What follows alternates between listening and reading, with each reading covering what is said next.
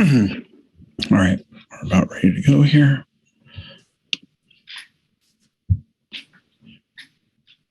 I'd like to call to order the March 25th meeting of the Northfield Township Board of Trustees. This is a special public hearing meeting at 7 o'clock p.m. And if you join me in an invocation.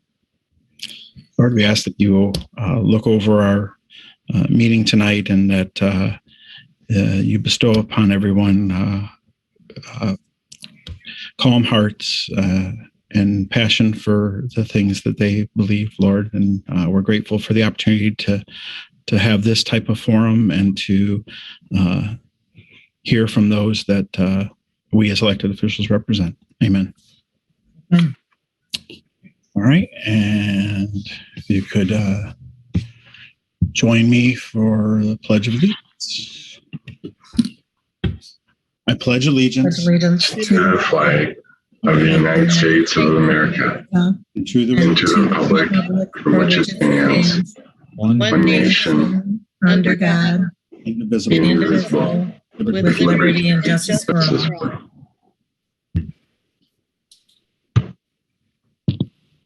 Okay. Ms. Manley, if you could call the roll, please. Yep. Nelson. Present. Joshua Nelson, Northfield Township, Michigan. Moko. Present. Washtenaw County, Northfield Township, Michigan. Chick. Present, Janet Chick, Northfield Township, Washtenaw County, Michigan. Otto. Present, Jackie Otto, Northfield Township, Washtenaw County, Michigan. Zelenak. Present, Northfield Township, Washtenaw County, Michigan. Manley. Present, Northfield Township, Washtenaw County, Michigan. Dignan. Present, Northfield Township, Washtenaw County, Michigan. All here. All right, excellent. Next is adoption of the agenda. I move we adopt the agenda as presented. I'll support. Support by Nelson. Any discussion on the motion? Hearing none, Ms. Manley, will you call the roll? Otto. Yes. Manley. Yes. Zelenak. Yes. Nelson. Yes. Dignan. Yes. Moko. Yes. Chick. Yes. Yep. 7-0. Okay. You'll note in your packet there were correspondence from members of the community in regards to the item before us this evening. And we have a public hearing this evening. The public hearing, once it begins, each individual in our audience will be given one opportunity to address the board for 3 minutes. We are going to go first with those that are opposed to the proposed PUD, and then we'll go with those in support of the PUD. So if there are, let's see, I'll make a motion to open the public hearing. I'll support. Motion by Dignan, supported by Otto. Any questions on the motion? Hearing none, Ms. Manley, will you please call the roll? Yep. Chick. Yes. Otto. Yes. Dignan. Yes. Nelson. Yes. Zelenak. Yes. Moko. Yes. Manley. Yes. Okay, motion carries. We will now begin the public hearing. If you would like to address the board this evening, please raise your hand. And we're first hearing from those that are opposed to the development, and then we'll hear from those that are in favor of the development. So let's see. Ms. Devlin, you are permitted to talk. Can you unmute your down in the bottom left corner? Okay. Oh, there you go. We can hear you, Ms. Devlin. You go ahead. You have 3 minutes. Okay. This community cannot stand any more division over progress issues, which the latest is the Chestnut development on the Leland property. Progress in our township is necessary, but it needs to be within reason. We have continually heard about the master plan for years. So why, when a developer is interested in a piece of property in their township, why not let them know what is acceptable and work from there? I also want to mention the petition regarding the Chestnut development that has over 200 plus names on it. All due respect to the author of this, most are not in our township or even in our state. So explain how someone in Las Vegas, Houston, Dallas, Philadelphia, Boston, Hilo, Hawaii, or even England, and let's not forget Belgium, is going to be affected by what Chestnut development does in our township.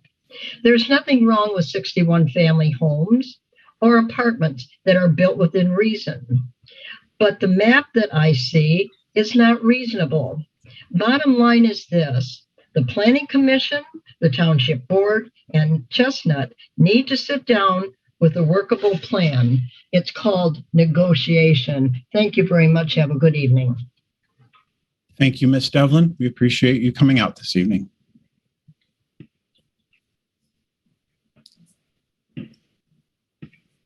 All right.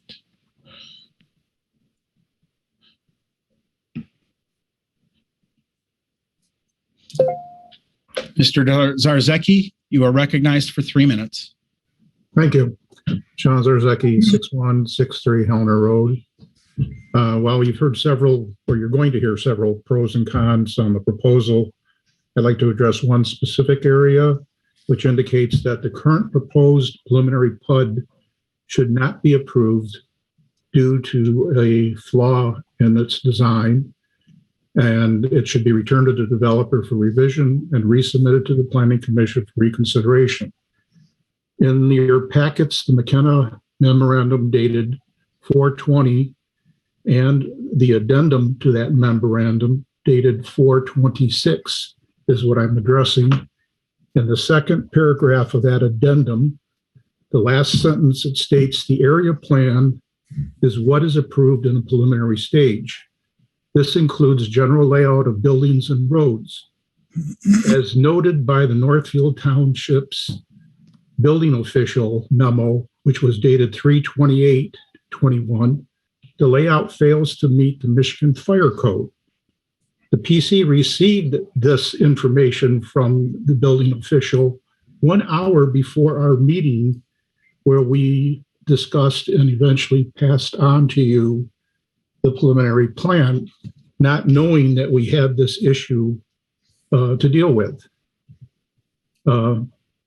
Based on this proposed portion of the Life Safety Code, as it's called, which is part of Michigan's building code, the layout of buildings and roads will likely have to change, making the preliminary PUD layout and proposal void. It should not be approved as presented per the planner's statements, as this layout fails to meet the code. It should be returned to the developer for revision and full compliance with existing building codes, and then resubmitted to the Planning Commission for reconsideration. Thank you. Thank you, Mr. Zarzecki.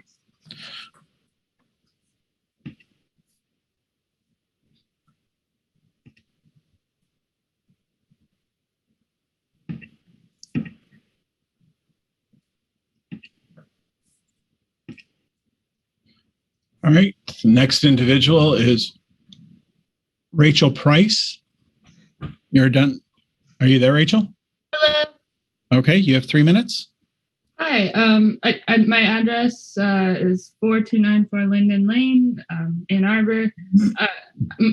My concern with the development as proposed is I've lived in various parts of Whitmore Lake for a while.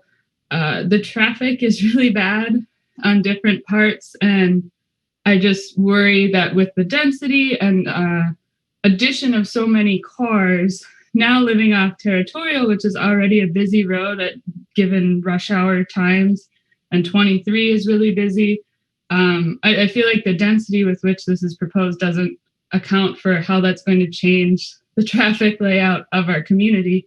And one of the bonuses of our community is that it's an easy commute, which I totally understand, but the roads are not set up for this heavy, dense construction right on the edge of Whitmore Lake Road and Territorial. So my concern with the development, not that it can't happen or shouldn't happen, but more so that if it was less dense and there was more distribution of people, cars, even waste generated by that additional development, it might be more beneficial to the community than it is currently proposed. Thank you. Thank you, Rachel.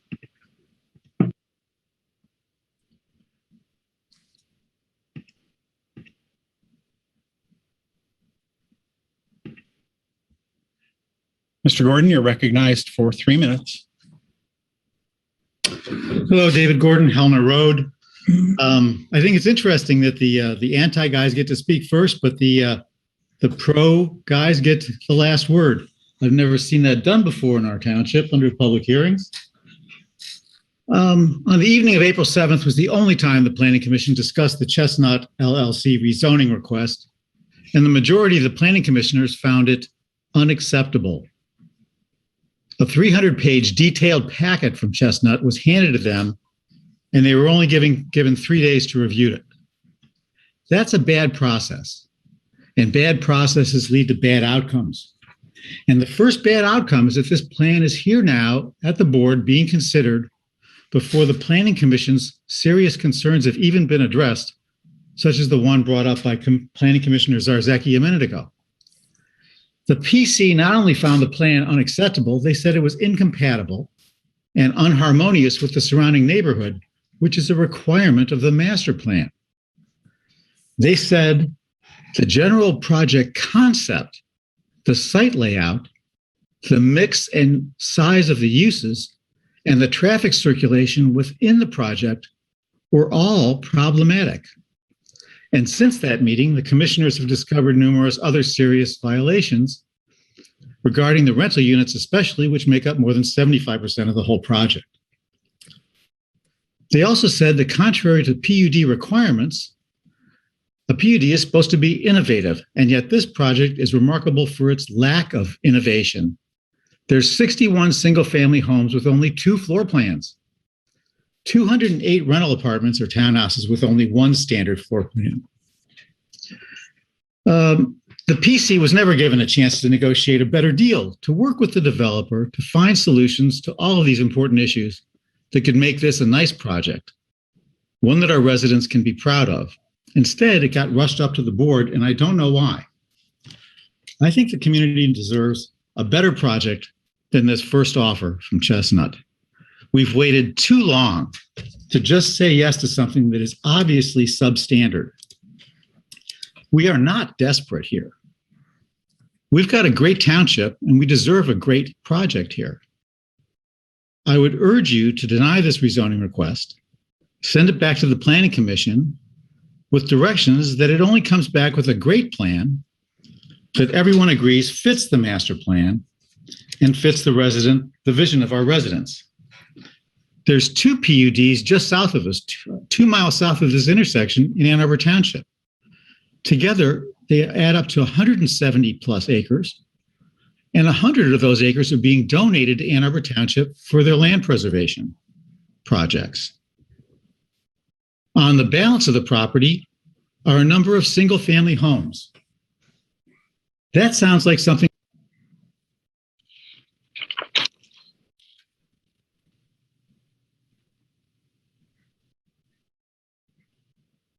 Hello? We lost David Gordon. Yeah. Yeah, looks like we lost him. Okay, well, good. I mean, I thought it was not good, but it was me. I lost all sound. Okay, good. We're back, huh? Hi, this is Sue Shink. I don't know. Okay. Hi, this is Sue Shink. Can you hear me? Okay. And did you recognize her? Yes, Ms. Shink, go ahead. You have 3 minutes. Okay. Thank you. So I'm Sue Shink, 600 West Joy Road. I want to talk a little bit about the PUD. I will welcome the residents. I'm excited about the potential for a bit more diversity in our township. And so I want you to understand it's not about whether the development happens or not. What I'm hoping that the board will do is to use the opportunity of having a PUD to encourage the development, to require that the development is more walkable and that it retains more natural features that would make the development more innovative, more long-lasting, and more desirable. Some residents who live near the site have expressed concerns, which the Planning Commission has also expressed, that the development as conceived is unharmonious with the neighborhood. You, the board, have the power to address the concerns of the residents who have already committed their life savings to this community by increasing the buffer for starters. I think there are other things that the board could do that the residents have requested.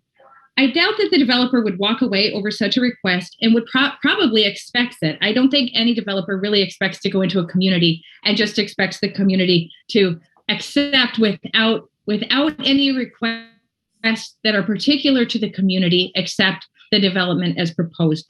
The residents who are already here, who live around the edges of this neighborhood, this proposed neighborhood, deserve the care and respect that many people believe the Township Board is giving the future residents. So I would ask you to keep them in your mind as you go through this process. Thank you very much. That's all. Thank you, Ms. Shink.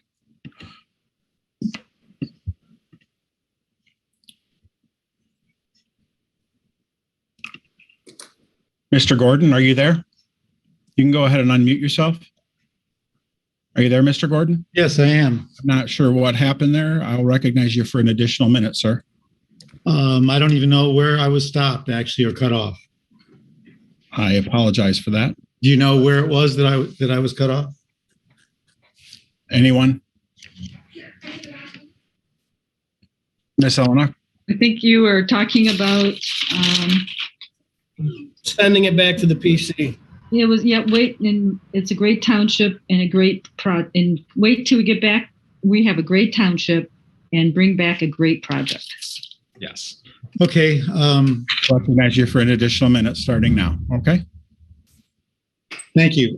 I was going to ask that you please deny this rezoning request and send it back to the Planning Commission with directions that they work with the developer to create a plan that actually does fit the master plan and that everybody agrees fits the master plan and the vision of our residents. There are two PUDs that are innovative that are just south of us in Ann Arbor Township, covering 175 acres of also of farmland, which I mourn the loss of. But part of that project that's in discussion right now with that township, out of the 175 acres, 100 of those acres are going to be contributed by the developer to the township's land preservation fund. And single-family homes are going to be built to the existing zoning on the remaining property. Something along those lines would be much more welcome in this area and fit and be harmonious with the community that already lives here. Thank you for your time. Thank you, Mr. Gordon.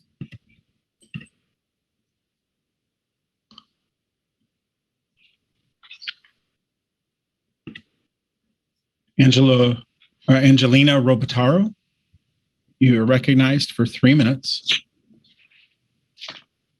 Okay, can you hear me? We can. Okay. So I previously attended another meeting and explained my reasons for why I didn't support the development as is, basically being that I think it's too dense. But I won't go into that. I think what I'm seeing, I think is kind of unfortunate. Somebody mentioned earlier, it seems like there's a lot of division in the community over this, and it's very difficult, I think, for me to understand, the heart of what's really going on here. If I understand it correctly, if the project fits the PUD in the master plan, then basically my understanding is that the township has no other option but to approve it. Otherwise, they expose themselves to a lawsuit. So if that's the case, I guess I'd like the transparency to know that, and our comments and those people that are concerned about it. If there's no point to expressing our concerns because whatever's submitted is going to get approved no matter what. I'd like to know that. I feel like it's becoming very politicized, and I've seen a lot of commentary, on social media and stuff talking about demonizing almost the people who would rather see 2 to 5 acre sites, are the people who were part of a lawsuit, 2 decades ago. I don't see how any of that is helping the residents. I don't see how any of that is going to help us move forward. We're lucky that we've got new businesses opening up. We've got new storefronts coming in. We just had a new restaurant open, and all that's great. Whether or not our concerns and voicing them is going to impact the development, it would be nice to know that in a transparent manner instead of seeing so much political division, especially coming from a couple of members of the board that I've seen, just comments about people being elitists and, all this back and forth about potential lawsuits. I understand if there's a threat to the community legally, I understand that, but I don't understand why things are getting so political, especially if it's such a matter of fact decision as to if they submit something, then we have to approve it. We don't have a choice. So that's right. Just. Thank you, Angelina. We appreciate you participating.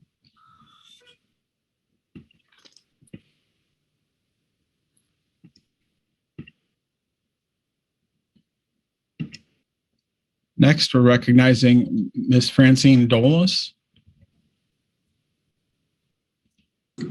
You're recognized for 3 minutes. Thank you. I am Francine Dolins. I live on North Territorial Road West.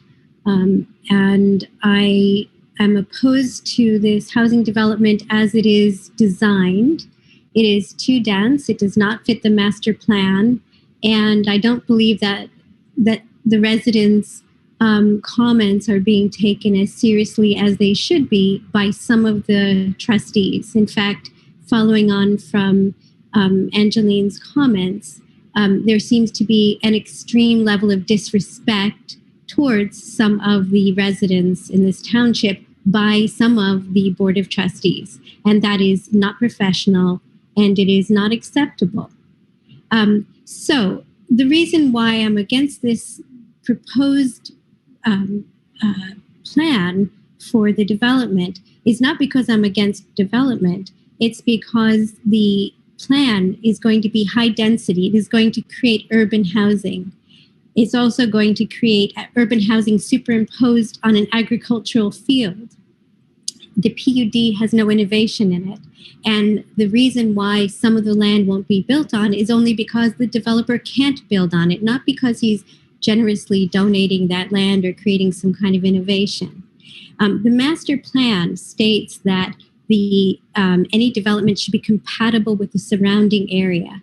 This development is not compatible. It fits the definition of high density as it is stated in the master plan. Right. So it doesn't fit the surrounding area and it doesn't fit what the residents in this area would like. It will also have 200 plus units of small apartments that will be rented to mainly individuals who have no investment or very little investment in our community. There will be people who will be moving in and moving back out. The apartments are too small for people to want to stay there for too long. And then coupled with that, there is very little opportunity or suggestion that the families that move in will have children who will go to the schools in Northfield Township. So the argument that we will be increasing the children in our schools doesn't really hold. Also, the tax base. It doesn't seem to me that 30 seconds. I have read. What? 30 seconds. All that I have read, it will not increase our tax base. Can you still hear me? We can. You have 15 seconds. Okay, well, I didn't know because it's being clicked on and off. So it will not increase the tax base and for the township, and it is dividing the township in a very ugly way. So I ask the Board of Trustees to reconsider this plan and send it back to the Planning Commission. Thank you. Your time has expired.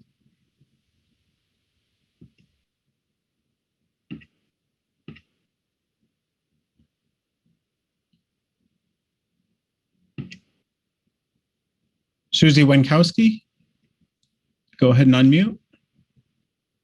You're recognized for 3 minutes. All righty. Good evening, Suzy Weinckowski, 5558 Hellner Road, 48105. I urge the board to deny the Chestnut PUD and send it back to the Planning Commission so they can work with the developer to create something in line with the master plan. This proposal is a significant change from the current zoning and from what is envisioned in the master plan. The master plan envisions and allows for growth and development in designated areas, and it specifies the type of homes and the density. During the campaign, most of the board members stated that you would defend the master plan. Now it seems that some of you are searching for a way to make this proposal fit when it clearly doesn't. If you don't defend the master plan now, you won't have a leg to stand on in the future. This plan has nothing innovative in it as far as land use or design, and certainly is not compatible with the surrounding area. All of these are requirements for the PUD designation or consideration. This site is not the place for dense rental units. Single-family homes, fine, not a dense apartment complex. This property is envisioned as a transitional area to the agricultural open spaces to the west. I don't consider high density transitional. The township website boasts of the lake and rolling countryside and centennial farms. There's no mention or photographs of huge subdivisions and apartment complexes. Considerable discussion with input from the residents went into the master plan. This is a huge departure from those shared visions. The consistent input from the majority of residents in this township has been in support of preserving open space and modest development in the appropriate areas. You have on record from members of the Planning Commission that the planner's report does not represent the concerns expressed at the April 7th Planning Commission meeting. If you approve this, as is, the Planning Commission will be hamstrung in negotiating further with the developer to make this better. We deserve better. You have 30 seconds. Again, please send this proposal back to the Planning Commission where the thoughtful and serious objections they raised can be addressed. Allow them to work together with the developer towards something more in line with the nature of that part of the township and the master plan. Thank you. Thank you for your time.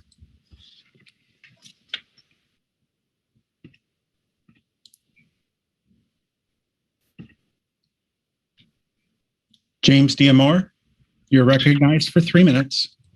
Thank you, Mr. Dignan. Can you hear me? We can. Thank you. My name is James Diamore, and I'm going to disclaim I am not a resident of Northfield Township. I do appear before you as an interested citizen regarding development petition of Chestnut Ridge. I appear before you as a former planning commissioner with the city of Ann Arbor. So I think I know a little thing or two about comprehensive land use plans and zoning. I shall disclaim I drive past this every morning on the way to Whitmore Lake High School for a swim group I'm with. I'm very impressed that Northfield has saw fit to preserve its rural character, at least up to now. I realize that some residents believe that agricultural land is strictly blank, unquote, but nothing be further from the truth. I understand that Washtenaw County is once again under tremendous growth pressures, particularly in a post-COVID environment. Southeast Michigan residents are once again eager to, quote, get away from it all, unquote. I also know some trustees licking their chops over the new opportunities property taxes would yield for the township with this development. However, I will direct you to something a document that has been circulated to the Planning Commission opposing this project. I believe it bears review. I realize that for some policymakers, why should you oppose this project, particularly when you have land and sewer hookup? To be sure, I think it's important to preserve some type of agricultural open component. These agricultural lands do not demand services such as public safety for the most part. Corn, dairy cows, and particularly sunflowers do not suffer from mental health breakdowns. Commercial zoning also pays for itself, although demand for utilities and some services is particularly stronger. I'm referring to a September 2016 report by American Farmland Trust reflecting this. While gleaming new taxes, new construction demands greater service infrastructure, and that infrastructure wears out, and that's something to consider. Eventually, taxes will have to be raised to cover these costs, and all these folks fleeing the cities for lower taxes once again limit the city around them. There's also intrinsic value in the protection of open space, from preserving things such as sunflowers, crops, and providing relief for many as well from a sustainability perspective. With a climate crisis on us, and yes, folks, it's real, open space is that much more valuable to protect agricultural and environmental opportunities in this area. You have 25 seconds. 25 seconds, wrapping up. You had also made a promise, if understated, that you would retain future development at most in low density residential. This multi-unit residential is in contradiction of your recent comprehensive land use plan put into place in 2019, as others have indicated. I would recommend if development is to occur, it should follow in a lower residential footprint. I recommend clustering allow development to occur, but place a greater role in protecting open space and natural features and provide a buffer to join real parcels. I ask that this be remanded back to Planning Commission, and thank you for considering my comments. Thank you, sir. Appreciate your comments.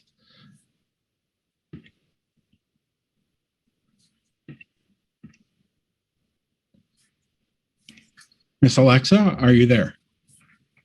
Hi. You're Karen. recognized for 3 minutes. Sure. Karen Alexa, Whitmore Lake Road. I am opposed to the density. I live in a 5-acre parcel for one home here. I could see something across the street, 3 acres per home. I think the majority of the residents are concerned about the tax base, and I think they're being misinformed to think that this big development would help the tax base, because I think it would hurt it. I think we already have too much. I've already posted in my email that we are 15%. That's triple of what the state has for low-income housing. We have already right here in Whitmore Lake. I think Suzy Weinckowski, I hope I didn't have her name up too badly, but she put it so eloquently. I mean, the density is the biggest issue. It would not fit for that area. It also does not follow the master plan. I do believe that you asking the pros to go first and the anti to go last was kind of odd. And I know that the developer is going to say what a fine product he has and that we should all come and look at it. I have no problem with his product. I'm sure it's a nice product. I just want single family homes. I know that he's going to say that it's going to improve our housing value. That is far from the truth when you've got apartment complexes right across the street from you. As far as the cost to widen the roads, who's going to be paying for that? Our tax base is what's going to be paying for it. I think the citizens of Northfield Township are going to be very surprised when they find out that this development not only ruined that corner, but then cost them more tax money.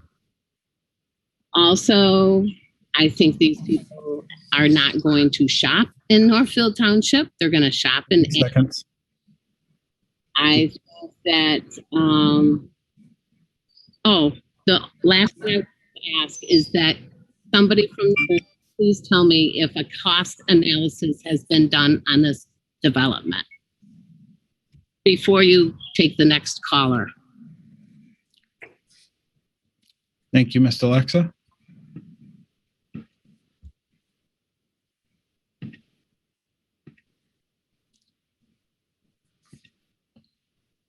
Julie, can you unmute? I'm unmuted. You have 3 minutes. Go ahead. My name is Julie Franzenmay. I live at 6905 Sutton Road. And I'm going to just reiterate that we have a master plan for this community. We've asked the citizens of this area to fill out to make up this master plan. And I'm not sure why we keep fighting over and over and over again to keep this as the master plan for our community. I have no problem with development. I think we need development. I think that a dense area that we're talking about in this location is horrible because the ramps, on and off ramps between Ann Arbor and Whitmore Lake are all already very difficult to manage, even if after some of them have been redone. This is just going to add more congestion to this area. On the other, and I think someone also mentioned that this may not increase our school base. It may not increase our tax base.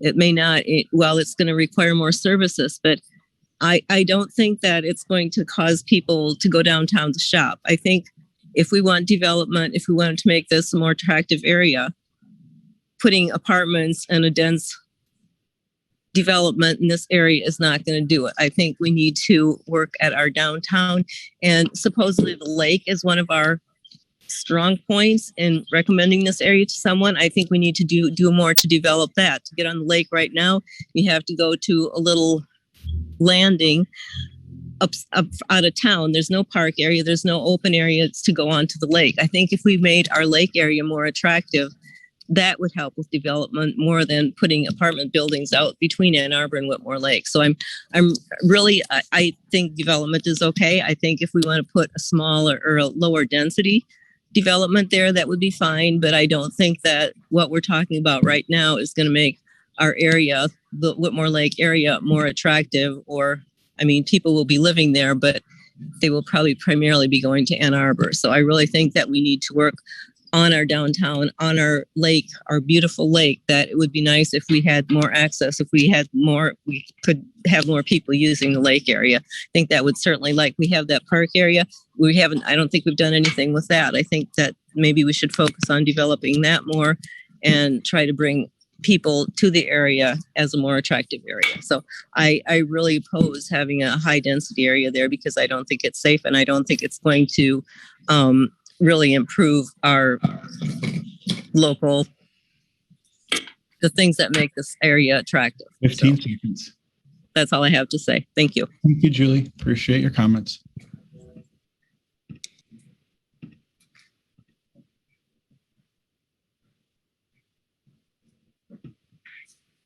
Whoever's identified as resident, please unmute, and you're recognized for 3 minutes. Yes, Adam Olney, 9315 Lakewood Court. I want to speak in support of this development. Maybe out of turn, but I'm sure it's acceptable. So a lot of concerns of this in the master plan and it being against it. If you go to the master plan, page 58 talks about future land use. It's exactly what we got going on here, future land use. This master plan, when future land use got put in this master plan 2 revisions ago, all these people weren't squawking about it then.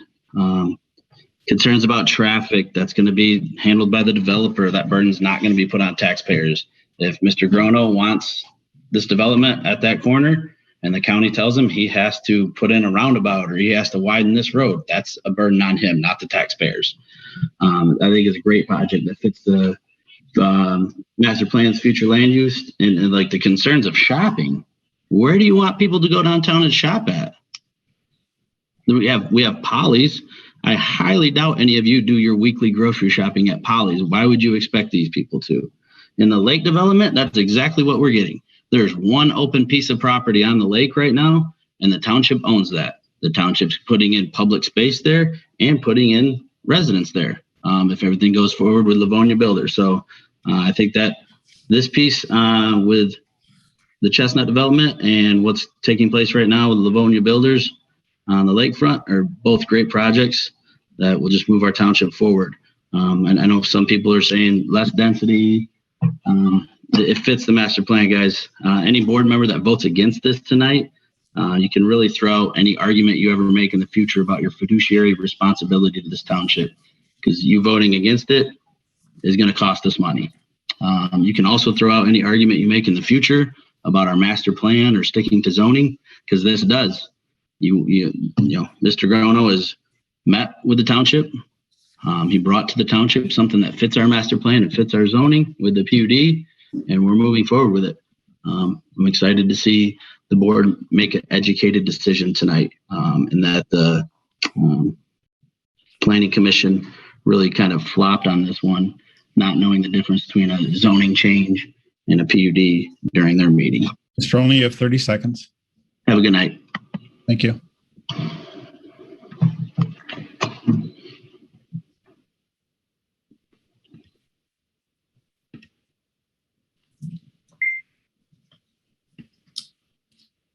Joanne Pierson, go ahead and unmute. Thank you. Recognized for 3 minutes. Thank you. Joanne Pierson and Jerome Pierson, my husband, is here, 5756 Earhart Road, Northfield Township.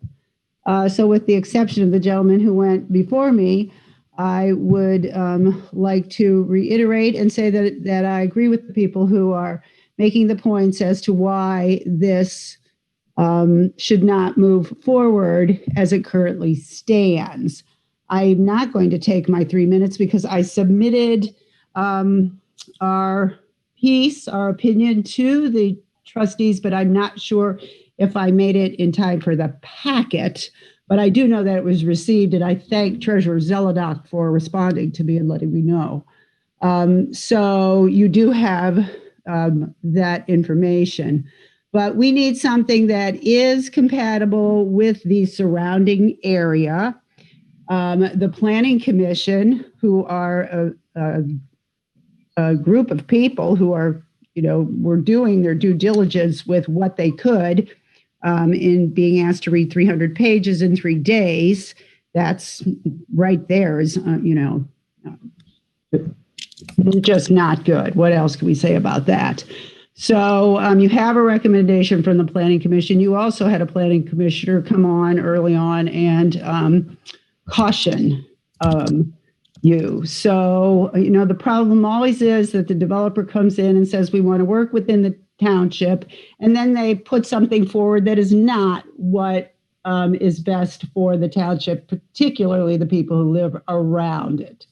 So I would urge you to send this back so that it does meet the overall master plan of Northfield Township. Anything else? I think that's it. Thank you. Thank you, Ms. Pierson. Appreciate your time tonight. If there's anyone else that would like to address the board that's opposed to the planned PUD, you may raise your hand at this time. I do have a quick question. If any of the board members know, we have 2 individuals on the phone. Do you know the key combination that they must hit to raise their hand if they would like to address the board? *6, *9, maybe? *6. Okay. Maybe. I'm not positive. It's either *6 or *9. Oh, let's make sure we know what it is. Hold on one moment.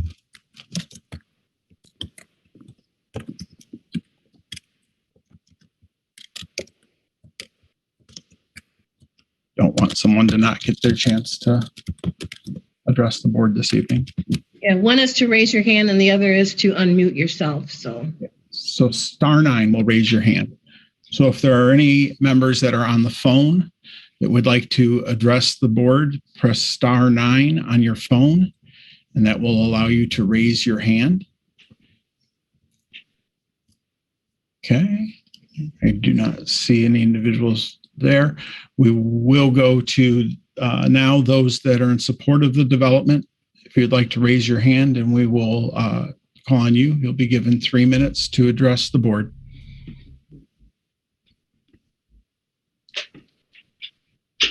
Dana Forrester, go ahead and unmute. You have 3 minutes to address the board. Hi, Ken and board members. My name is Dana Forrester. I live on Lakewood Drive in Whitmore Lake. And as a business owner, my employees have had a very difficult time finding housing. I really find it kind of offensive that a lot of the people that are against the development are slamming apartments. So where are these people supposed to live? If they can't afford a house, which many of my employees can't afford, then, are they just only relegated to the trailer park? We need housing and we need rentals. If you want to see our township grow, from a business perspective, as we've got new businesses here, the marijuana dispensaries, Eli's Wings and things, they're all hiring. And where are their employees going to live? They can't afford Ann Arbor. The Whitmore Lake, this proposed development would, allow for affordable housing. And also, I've heard residents over and over talk about how they want a Myers and they want certain amenities. Well, we need a tax base and we need a population to support this. And like Adam said, this development absolutely fits the master plan. And I don't think reading 300 pages in 3 days is that much of a hardship. So I have every confidence that the board will make the correct decision and vote in favor of this development tonight. Thank you. Thank you very much. Appreciate you coming out this evening. Jean, if you'd like to unmute. Jean, you've been allowed to speak. Okay, are you there? Hi. Can you hear me? We can. You have 3 minutes. Okay. All right. One person that was actually for the proposal spoke during the previous section, so I'm going to flip that. I didn't get my hand risen in enough time for you to see it before. Right so here we go. This proposal does not meet and definitely does not respect our master plan. It is too dense. It is not compatible with the surrounding area. It would actually fit better at the old Pat Kelley farm on Main Street. It will not actually increase our tax base, particularly long term. Even if the developer initially helps pay for the road work, 10 to 20 years later, developers are long gone, but the roads still need fixing, and it will again be on us residents. According to section 36-669 of our it is, we are supposed to ensure the compatibility of the project with the adjoining properties. Anyone going through this area, it's clear as day, this does not fit the surrounding area. It really would be a more appropriate placement of a development like this to be closer to the actual hamlet area of Whitmore Lake. That's all I have. Thank you, Jean. Appreciate it.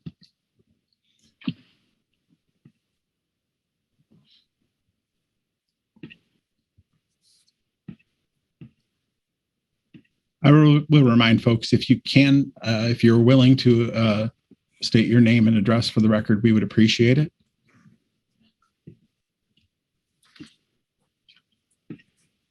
Jim Rowell, if you unmute. Okay, Mr. Rowell, you're recognized for 3 minutes. Thank you, sir.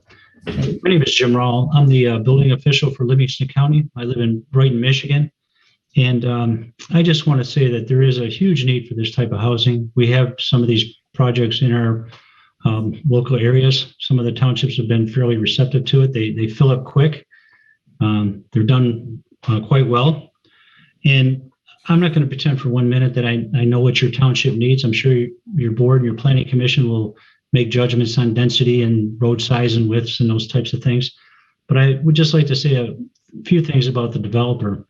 You know, I worked with Chestnut in a lot of this type of project as well as single family projects over the years. And your quality is really outstanding. I mean, almost second to none.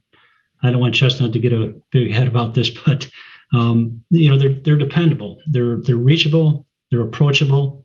And from my experience, I haven't seen any of the townships that ever had to chase those guys to finish projects. Like I know that in most townships, that's not always the case. So again, I good luck with your project. I love your town. I've been through it many times. I have staff members that work there or that live there. But I just want to say that if you are going to approve a project like this, you should be grateful it's somebody like Chestnut because you know he's a local guy that's very vested in the community, philanthropist type of guy, and he'll do a good job for you. So good luck with your project, sir. Thank you. Thank you, Mr. Rowell.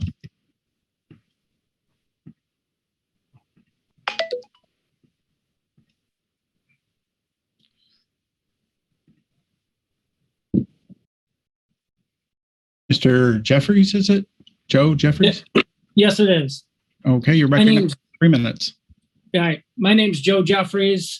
I live at 13936 Aberdeen Lane, Dexter Township, Gregory Mailing, Chelsea School District.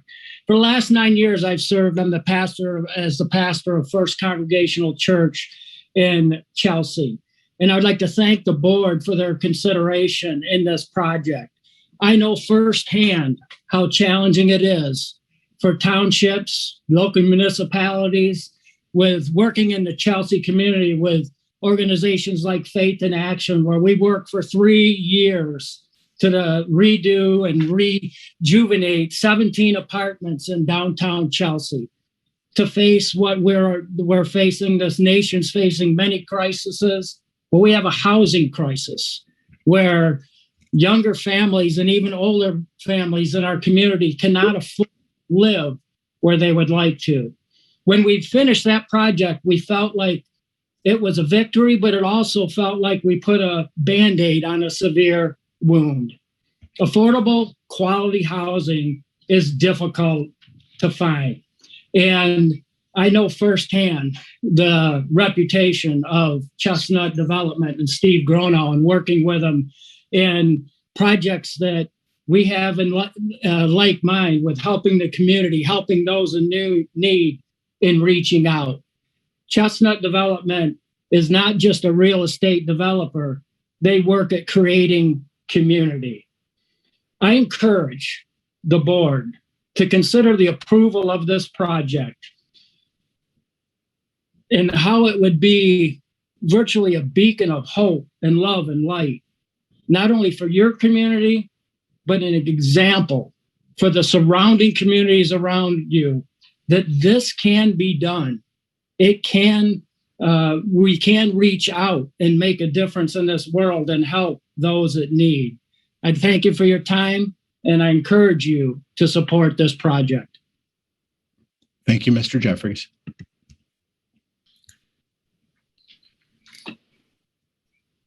Laura Schwinnison, go ahead and unmute. Ms. Schwinnison, you're recognized for 3 minutes. Thank you. Good evening, everyone. My name is Laura Schwinnison. I live at 288 Water Lily in Whitmore Lake. I am speaking to you tonight in support of the Chestnut development. I'd like to tell you a little bit about my thought process around this. This topic has really become a lightning rod here in the community, especially lately. And there's been a lot of misrepresentation and misinformation and kind of hijacking of the facts and the truth of it. Now, I'm not going to go and rehash all of this and go down a tit for tat list of who said what or who's right or wrong. But there's a couple of points I want the board to hear from me, which really your responsibility as the board of our township, you have a fiduciary responsibility and you have a responsibility to follow the law in the clearest, simplest way that I can understand it, at least. Now, I know that this particular project is complicated and following the law is a long and twisted path. There's a lot of tendrils, there's a lot of ordinance, there's a lot of overlap. But I will say this, I feel really confident that this board and the other officials in Northfield Township have been through that process. It is complicated, yes, but there has been no obfuscation, there's been no hiding, there's been no smoke and mirrors. What I mean is that all of the information around this topic has been readily available and discussed in an open, transparent, and public manner. As a matter of fact, I have seen several board members go out of their way to try to explain a very complicated topic in a way that's easy to digest for people like me who don't get all of the different zoning and ordinance rules, and I appreciate that. So that all said, I just want to be clear and thank you that I do believe that that has been a deliberate process. So when you boil everything down and you strip out the echo chambers and you really think about it, what this honestly comes down to in my mind is fear, right? It's fear of the unknown and it's fear of change. As I listen to a lot of the comments that have come before me, there's a lot of maybes and mays and this won't happen and that won't happen. We don't know. I don't know. You don't know. Nobody knows because we can't see into the future. But what I have known, at least in my own personal life, is that decisions made out of fear rarely work out. You have So my 30 question to the board, sorry? You have 30 seconds. Thank you. My question to the board is why not embrace it and be a proactive partner? So as you deliberate tonight, I ask you to please consider the entire community, consider the vitality and vibrancy of Whitmore Lake, and consider the future. This is an important first step. I thank you for your time. Thank you, Ms. Schwennison.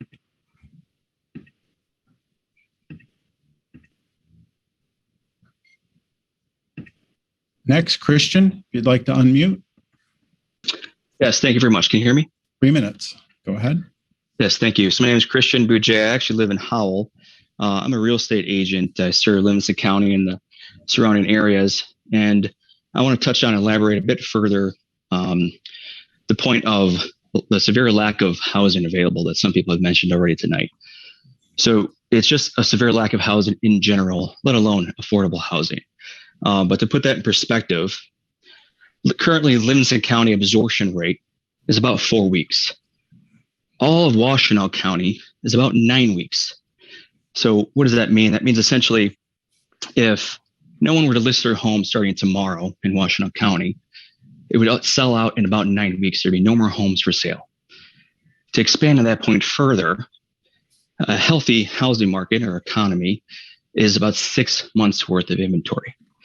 So we're talking 6 months down to 9 weeks.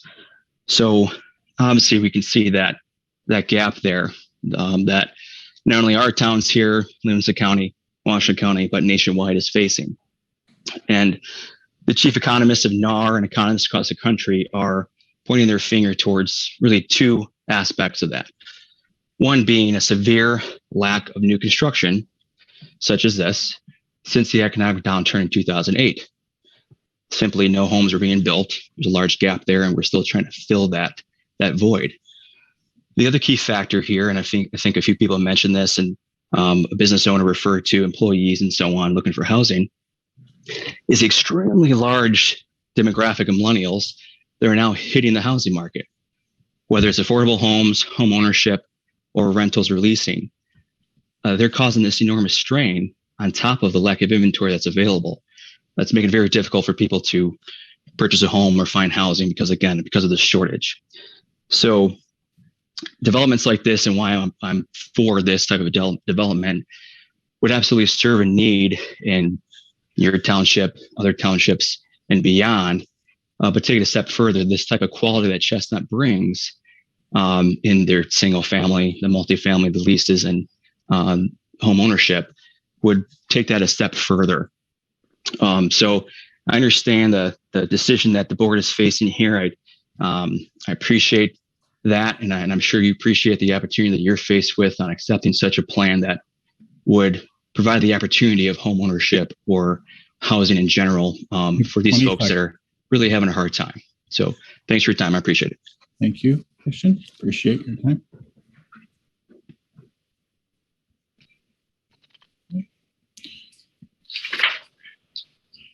Mr. Murphy, go ahead and unmute. Good evening. You have 3 minutes, sir. Good evening. Sheriff Mike Murphy, Livingston County. I'm not going to speak to the PUD and the master plan and any of that, but I understand that one of the questions that was raised on this particular development was drain on public resources and criminal activity. I would just like to express from our experience here in Livingston County, the areas that we cover with the state police and the unincorporated areas where we have the density that this has, we've not experienced any different call volume than we do in any of the other areas. And even to equate that to the cities have more calls for service than these particular developments that we have in Livingston County. I would also like to say the reason that I'm speaking tonight is because I was asked to speak from Mr. Grono. I've known Steve for a long time. He's done a number of developments here in Livingston County, some apartment homes, some just plain residential. And it was pointed out by a couple people earlier, his heart's in the right place. He's a community guy. This is not going to be some out of state developer that swoops in throws up a PUD and then walks away and just sits back and collects the paycheck. We've known each other, like I mentioned, for a long time and through a lot of philanthropic things in our community. So I think Northfield Township will be pleasantly surprised if this goes forward in the involvement that Chestnut and Mr. Grono will have in the community. Lastly, I'd just like to thank the board. You guys are in a no-win situation, however this goes, kind of like a school board and any other board. So just appreciate your time to hear everybody out. Thank you. Have a great night. Thank you, Sheriff.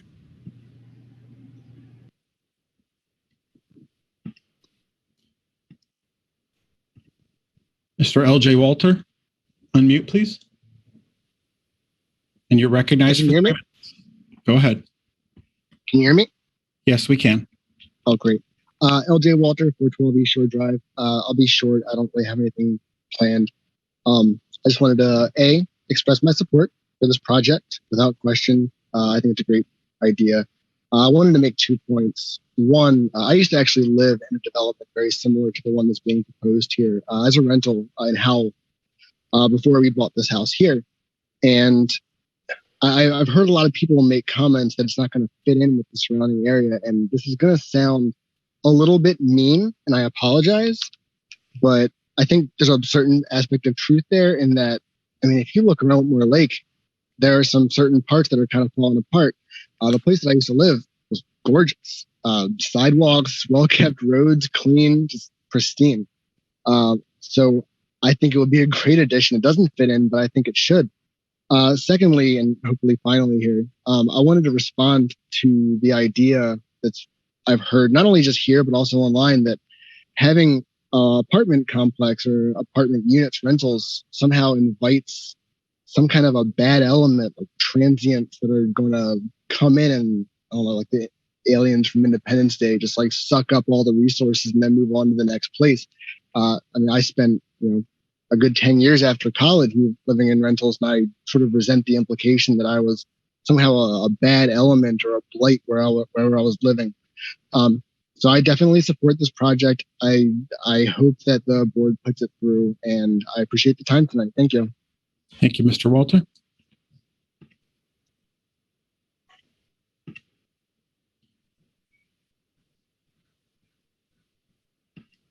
Aubrey Larian, go ahead and unmute.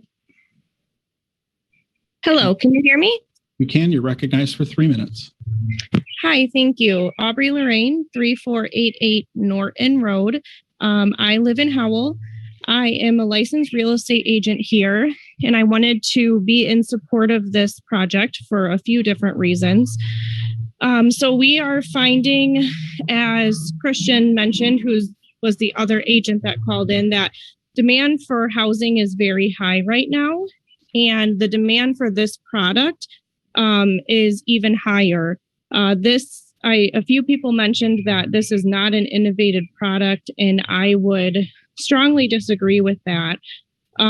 There's very limited options for single-story apartment communities with attached garages with the standard that Chestnut produces. I have personally helped quite a few people sell their home and move into the Chestnut community that plan to be there long term. So I also disagree that it's going to just bring renters that are going to be moving in and out of the community.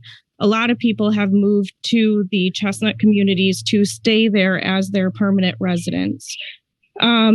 I also live within 1 mile from the community that was built in Howell. And I can attest that it's extremely clean. It's very well managed. And it has certainly not devalued any homes in our community.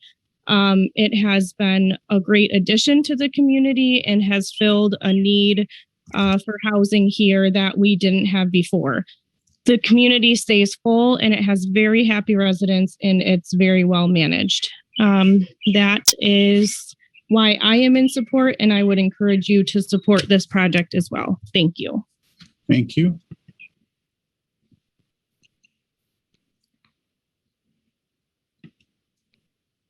Brent, go ahead and unmute. You're recognized for 3 minutes. Good evening. I'm Brent Levanway with Boss Engineering. I am representing Chestnut Development for Chestnut Hills. I have several important items to note with regard to the project. First, I'd like to talk about compliance with the master plan. So the density of the project does comply with the master plan. The location of the project complies with the master plan. There is public sewer available to the site, and it's in immediate proximity to the recently reconstructed North Territorial Interchange at US 23. In addition, several items with regard to the specifics of the project layout. So the actual open space on this site, when you include all of the single-family residential yards and all of the open spaces, including the perimeter buffers, et cetera, is over 75% of the site. So when there's discussion about it's too dense or there's not sufficient open space, the site has over 75% open space within the project. It does have 5 acres of the project devoted to stormwater management, which is and should be a significant concern of the townships.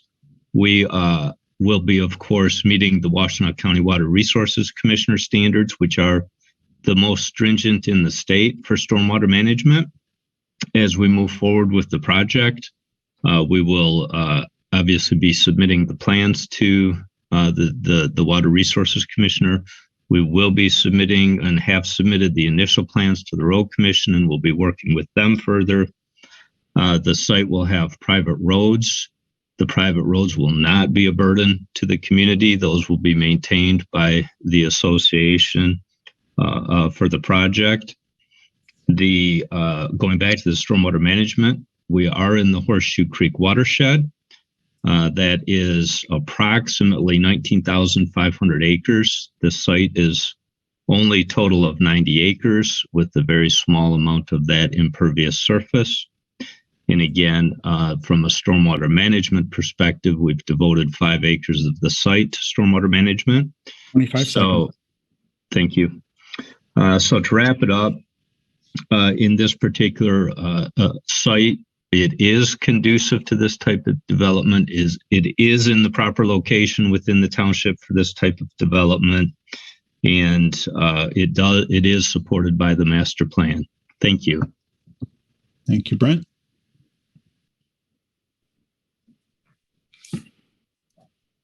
James Trunco, go ahead and unmute.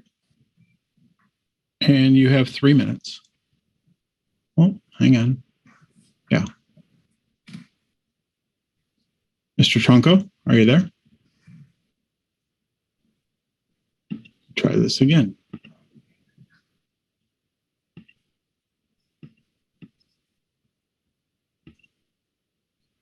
Mr. Trunco, are you there? Oh, go ahead and unmute now. You have 3 minutes, sir. Here, I was just having a little technical difficulty. Can you hear me?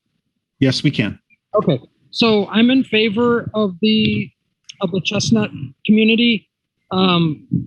I live in Wildwood Lake subdivision, and there are, to the best of my knowledge, about 75 homes, which is more than the Chestnut community has. And I don't see a problem with like congestion or overcrowding or anything like that. So when people talk about it being, too dense, unless it doesn't sound like it's going to be as dense as even the subdivision that my wife and I live in. So I don't think that's a problem. And also I feel that this community will provide more opportunities for businesses to come into Northfield Township, because more population will support more businesses opening up in Northfield Township. And it's going to increase our tax base, and it just seems like it's positive all the way around. I support growth for Northfield Township, support controlled growth, not wild growth. And this seems like a perfect opportunity to provide some controlled growth for us. And yeah, that's all I really wanted to say. And again, thanks for your time, and I support the development. Thanks. Mr. Trunco.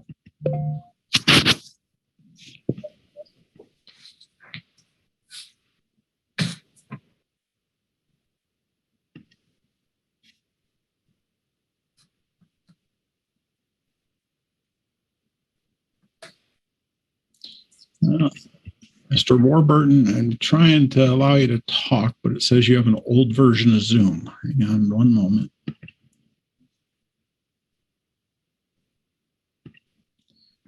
I'm going to need to promote you to panelist temporarily. Just give me a second. Mr. Warburton, can you try to unmute and let's see if we can hear you.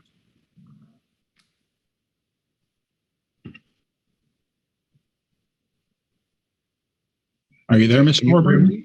We can hear you. Go right ahead, sir. You have 3 minutes. All right, thank you. I came home from work late and I didn't realize that we were segregating response teams, and I'm really not on the support side. Can I go ahead and have my 3 minutes now? You can. Go ahead. Oh, thank you. This has been a very interesting process watching this get debated in social media and on a variety of different levels. I continue to be appalled at the manner with which name calling takes place and innuendo and a completely unhealthy a lack of exchange of ideas. On one hand, one citizen wrote this epic analysis of exactly what was going on.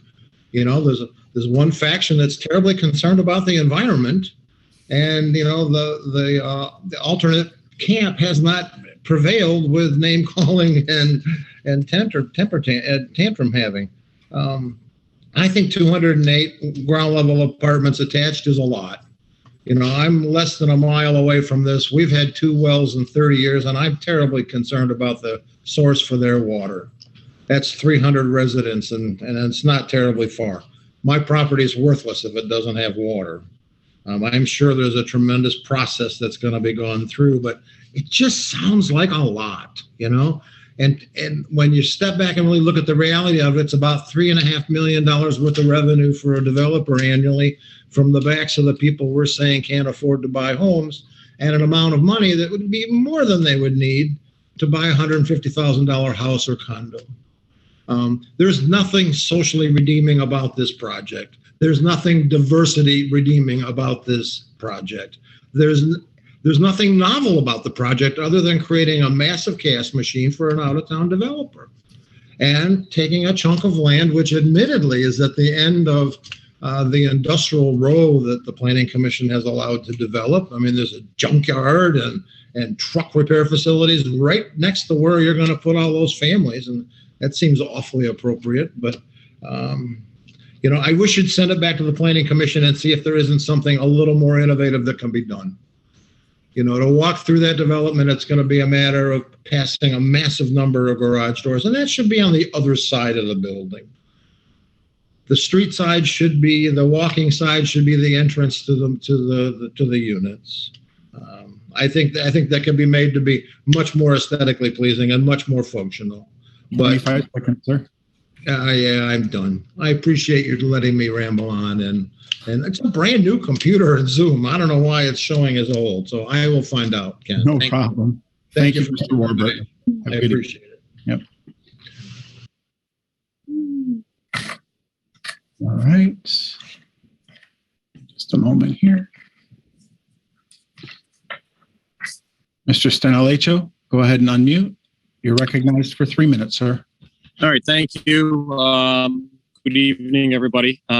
So 17 years ago, I made an investment in this community. I actually live about a mile from where this development was going to take place. I bought my property intentionally near this property, knowing that it was going to be developed by hopefully Grand Sakwa, which some of these same cast of characters that are opposing this same development, or this development in the exact same spot as they did 20 years ago, for the exact same reasons, for exactly the same excuses and fear and all the other things, as a scripted type negativism, made me get involved in the township. And most of you know me. I've been on the township board. I've been on the zoning board of appeals. I've been on the planning commission. I learned the hard way by participating exactly what's going on in our community. While I was on the township board, after 8 years of being involved in a lawsuit, which was eventually won by the township and cost us almost $1 million by the developer that sued the township because they turned them down. I don't want to see our township go through that again. You guys do have a fiduciary responsibility to look out for the best interest of, well, say 8,500 people, which the vast majority of them don't ever speak up except for every 4 years when they go and cast their vote.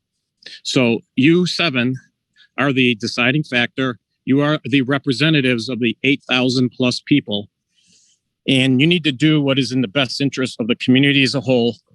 Stop listening to the people that are the negative naysayers. They've been that way for 20 years. There is nothing that is going to make them happy for a development ever. So you have the opportunity now, a golden one, in order to do something that's good for this community. Is it perfect? I don't know of any community that's perfect. If you look over off of East Shore, the Posey subdivision there was the same doom and gloom about that one, and it's a fantastic community. Lots of people living in it. This one, I'm happy to have it up the road from me. I have no problems with it. I encourage you in order to pass this. And like I said, do your fiduciary responsibility. Do what's in the best interest of the community and stop listening to the naysayers. Thank you. Thank you, Mr. Stanolicho.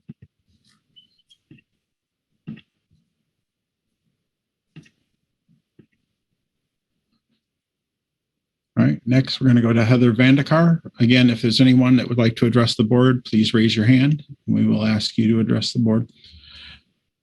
Ms. Vandekar, you're recognized for 3 minutes. Hi, thank you. In full transparency, I am the community manager for Chestnut Crossing, but I'm also a resident. So tonight, I just want to speak as a resident of a Chestnut community. My personal situation, I am a single parent and I do have a full-time job. And yes, I could probably afford to own a home, but for me, just the sheer amount of upkeep, maintenance costs, if something breaks, lawn care, all of that for me, living at this community really just gives me a peace of mind that I don't have to worry about that. I'm able to just come home. If anything breaks, a service technician can take care of it for me. I don't have to worry about out-of-pocket costs. And it's really a community. As a resident, I do get to know my neighbors. Everyone's very friendly. We're all outside walking our dogs and saying hi to each other. Whether I was the manager or not, that's just the feel of our community. We have resident events where we can get together and chat. I'm always stopped when I'm out and about. It's a different kind of lifestyle. I've been doing this for a very long time, and I've been in a lot of different kinds of apartment communities, and this is a different product. I've heard a lot of negativity when you talk about apartment communities, what they look like. I don't feel like these are apartments. My home is over 1,300 square feet. I have a 2-car garage. It really has more of a condo feel to it. And it's just really comfortable for me and, my lifestyle with a small family. I'm not here to sell Chestnut or sell the community. I just want to give my perspective as a resident living at one of them. I ask that you take the time to review this, see what your thoughts are. And I'm always available if anyone has questions, as well as I'm sure Steve would be too. So I just want to say thank you for allowing me to speak tonight and that you are considering this. Thank you, Ms. Vandekar. Is there anyone else that would like to address the board at this time? Those of you that are called in, if you would like to address the board, hit *9 to raise your hand. We will allow you to talk. At this time, I see no other hands raised. I'll make a motion to close the public hearing. I'll support. So motion by Dignan, supported by Otto. Any discussion on the motion? Yeah, can we take a 5-minute recess? We will once we vote here. Ms. Manley, will you call the roll? Moko, Yes. Zelenak, Yes. Chick, Yes. Dignan, Yes. Manley, yes, Otto, Yes. Nelson. Yes. Okay, I'll make a motion. We take a 5-minute recess and reconvene at 8:26. Motion by Dignan, supported by Nelson. All those in favor say aye. Aye. Aye. Opposed? Hearing none. Please remember to mute yourself during the break. We'll be right back, folks.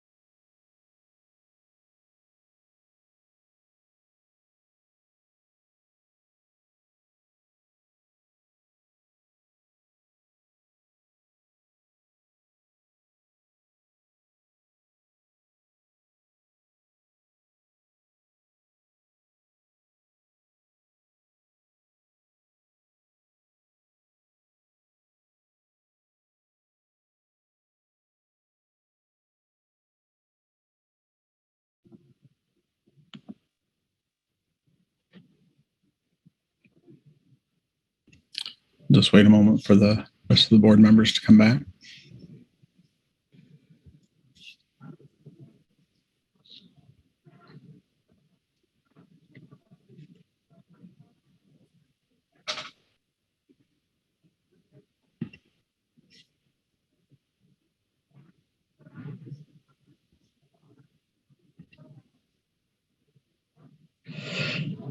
Oh, sorry.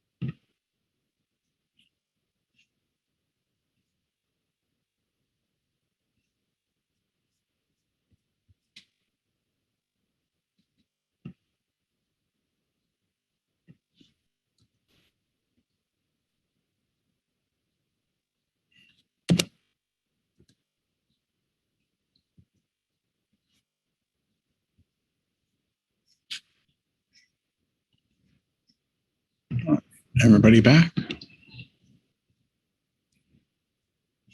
Everybody ready to go? Yes.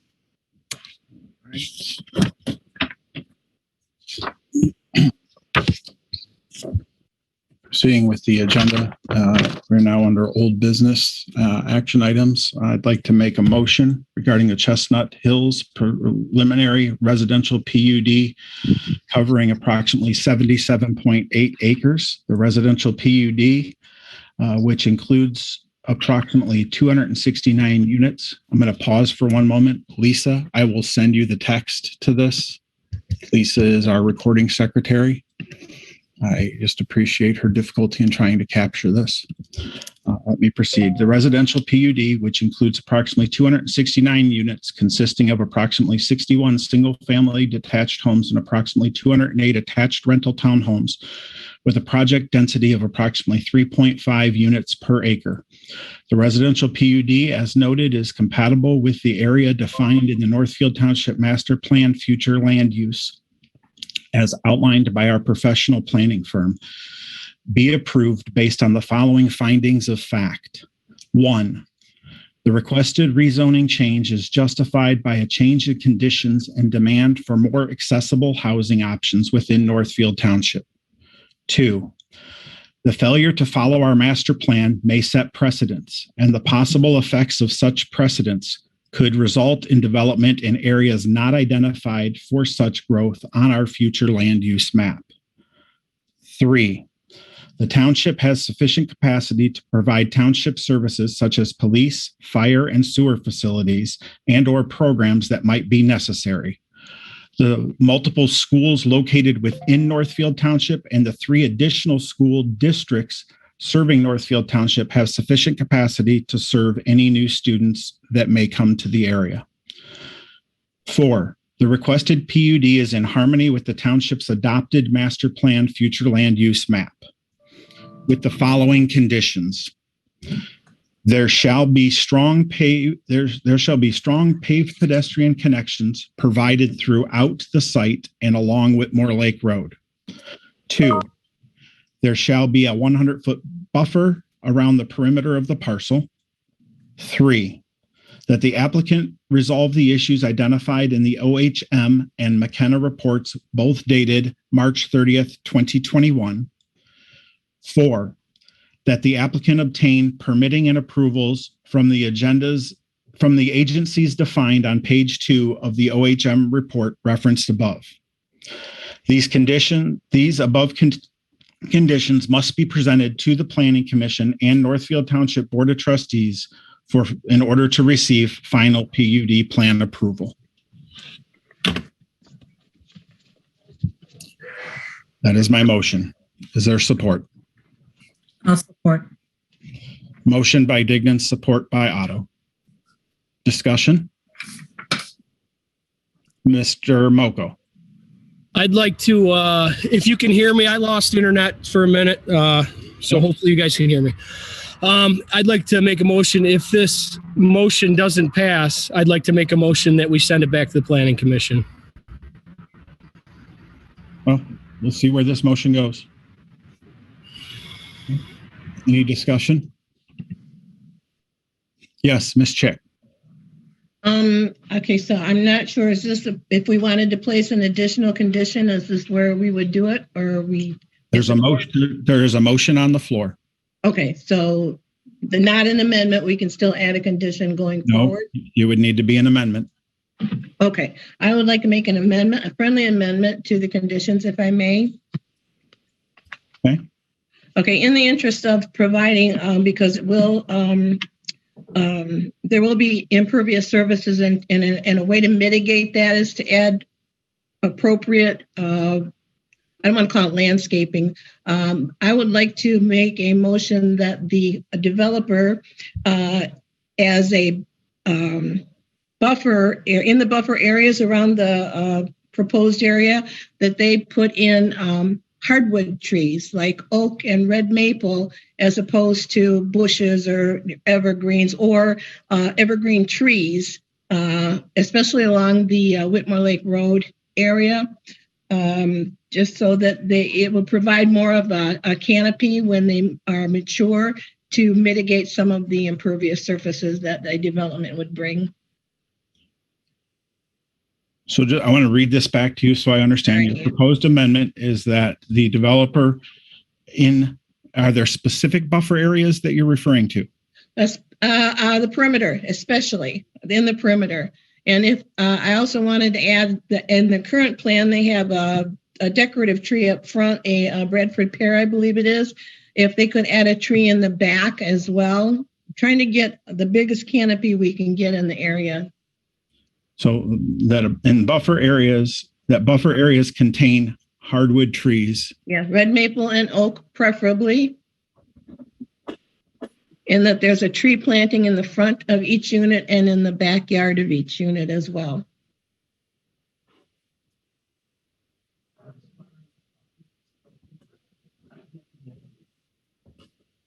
Let's see here. Mr. Jackson? Just a quick question. Would that be an item that would be addressed here in preliminary, or would that be something addressed in final? I think this is the perfect time to bring that up so it can be addressed during the next stage of the review process, and we can bring it back if there needs to be some adjustment during that final review process. So I think this is the perfect time to bring that up. Okay. Thank you. All right.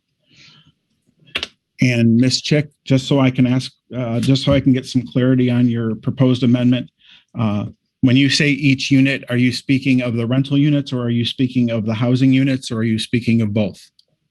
I would say both. Okay. All right. There's a proposed amendment that in the buffer areas, that as a condition, that would be that the developer would provide hardwood trees, preferably red maple or oak, in the buffer areas, and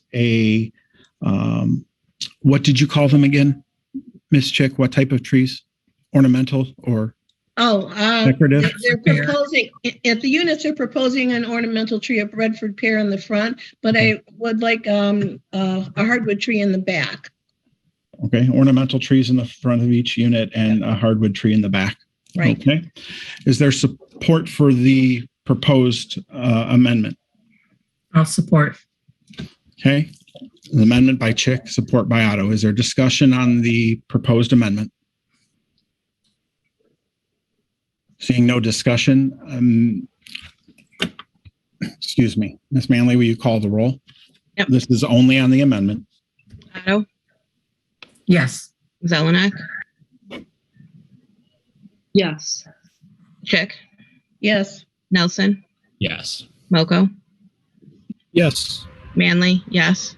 Dignan? Yes.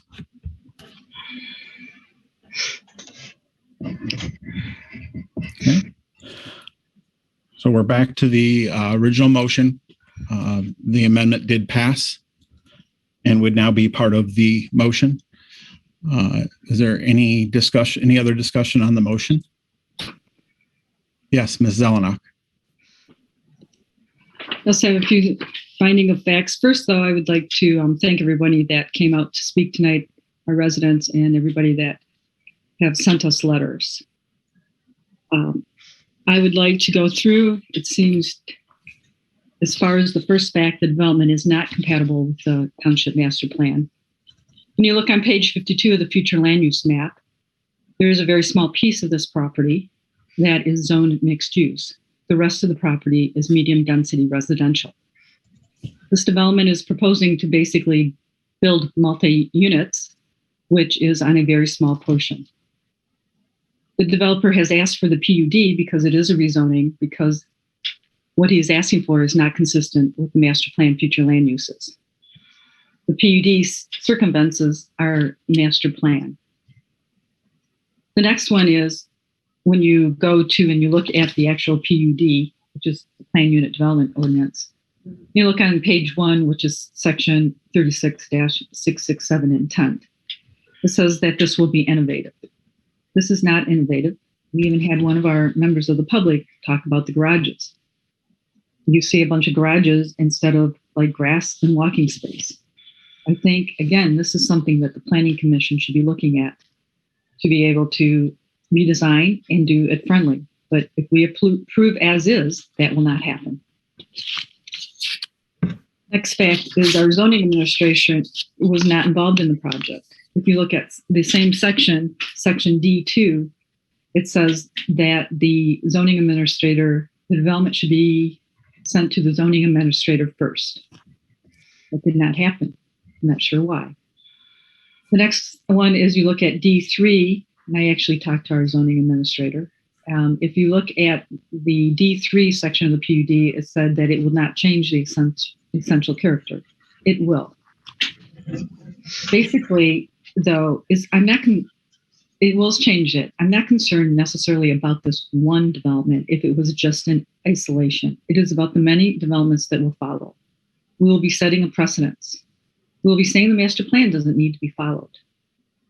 We all agree that this is and should be developed for residential as well as commercial, which I don't see any commercial, but I can't make the developer do commercial. And we've had a plan that was agreed by the community. This doesn't meet the plan. I've always said planning is the key to success. We should implement our master plan and we should be very successful. As far as, and another finding of fact is we have heard from at least 2 commissioners that have said that they have issues with this. They would like to address these issues. And I think it would be very important that they get the opportunity to address the issues and come up with a plan that everybody agrees with and that it doesn't create chaos and conflict within our community. There was another resident that said the PUD would be better situated in the hamlet. I agree. There are amenities that they could reach. People have talked about affordable housing. Now, this is just kind of, according to the Washtenaw County affordable housing study, this doesn't meet affordable housing. Basically, affordable housing is 30% of your income. So it may be nice housing, but it's certainly not classified from a state as affordable housing. Our medium housing in Northfield Township, according to the 215 census, which is probably have changed because of the market right now, was 162,700. That is actually classified as affordable housing. Again, I just think that it doesn't meet the master plan. Mr. Dignan, you have indicated it does meet the master plan. When I look on page 52, I don't see that. And there was also a concern that one parcel could not have 2 zonings. It can. You can have a piece that's mixed use, and you can have a piece that's medium density residential, which would do the housing. And I don't see why we actually didn't take that route, except that it didn't meet the developer's plan for our township. I will say that I have gone out to see the development by Chestnut. I do believe he does quality work. I am concerned about the precedence this sends for the next development that comes that may be coming down to the high school. You may want to do something very similar. It now will become similar to the surrounding area. And it may not be Chestnut. It may be a different developer. And at that point, we have basically not remained with our master plan. And I don't see how anytime someone comes in with something that we do not see fit, that we would be able to say no by allowing this to go in since it does not fit the master plan. Thank you, Ms. Elna. I disagree with your assessment. I will address a few of the items that you mentioned, and then I'll go to Ms. Chick.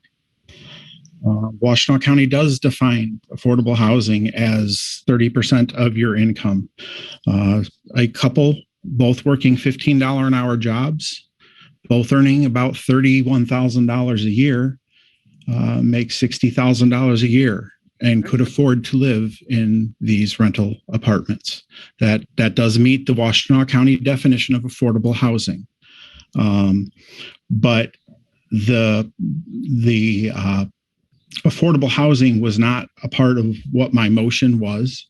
The motion contained elements that specifically addressed the complete lack of this housing option in Northfield Township, as the demand has been great for accessible housing, meaning handicap accessible housing, meaning housing that is available that from the garage to the bedroom, from the bedroom to the patio, from the patio to the mailbox is all one level without steps. It is allows them to live there in the event that they need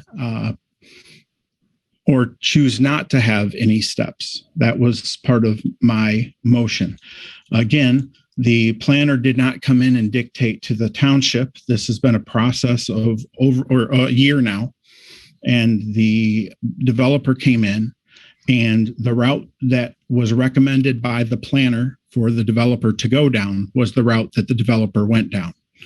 The planner said to approach it this way. This was not an original plan. This was a plan after many, many months of feedback. Mr. Grono came to this board a year ago. Not this exact board, obviously. We had different elected officials at the time, and came to the Planning Commission a year ago and came to them repeatedly talking about the plan. Mr. Gronow did come, and initially it was sent to the zoning administrator, who then forwarded it to the planner. She forwarded it to the planner because they were having a pre-conceptual meeting. That is what happened. It may be contrary to what you would like to have happen, but it was what happened. Also, the failure to follow our master plan, as our professional planners have stated, this is compatible with our master plan. This does meet our master plan. I have a high level of confidence in our professional planners. And our professional planners, McKenna, has stated that. They have stated that in their memos to us, and have stated that this is actually less dense, meaning our previous McKenna planner stated that it actually, under our master plan, our future land use map, the density of 6 dwelling units per acre is supported by our master plan future land use map. She said that at the Planning Commission meeting. And this is nearly half that density. So you can shake your head all you want, but that's the fact. I watched the meeting 3 times. Not the fact. It is the fact. So show me, Mr. Dignan, show me in the plan where this density meets the future land plan. Show me that. Under PUD. Yep. PUD. Go ahead. I'm gonna now defer to Ms. Chick for her time. Ms. Chick, go right ahead. Yep. I wanted to speak to a couple of issues. people are pulling out, I'm trying to say this the right way, things like innovative and or meets the essential character. Those are very subjective statements. What could be essential and what's innovative to one person might not be to another person. But so I don't know that is a finding exactly to use as to deny or approve. But I wanted to say, the zoning ordinance provides for a PUD, so it is not a go around to the master plan. The master plan, we can do PUDs in Northfield Township, and it is our township law. The master plan is a guide, it's a vision, it's a policy, but the zoning ordinance is a law. And in the zoning ordinance, the township allows PUDs, and that's what this was being submitted as. So I don't like, or don't, I don't want to say don't like, it's not a go around to the master plan because the master plan does support it. And in regard to the zoning issue of the MDR and the mixed use, when the PUD, if it gets to final and gets approved, it will have one single zoning designation, and that is a PUD zone. So it won't be split zoning. And I believe I'm correct. If someone can check me on that one. As far as the Planning Commission, I kept hearing, oh, poor Planning Commission, they only had 3 days to go over this. No, they didn't. They had Friday, Saturday, Sunday, Monday, Tuesday, Wednesday. It was in their mailbox on Friday, so they had plenty of time to review it.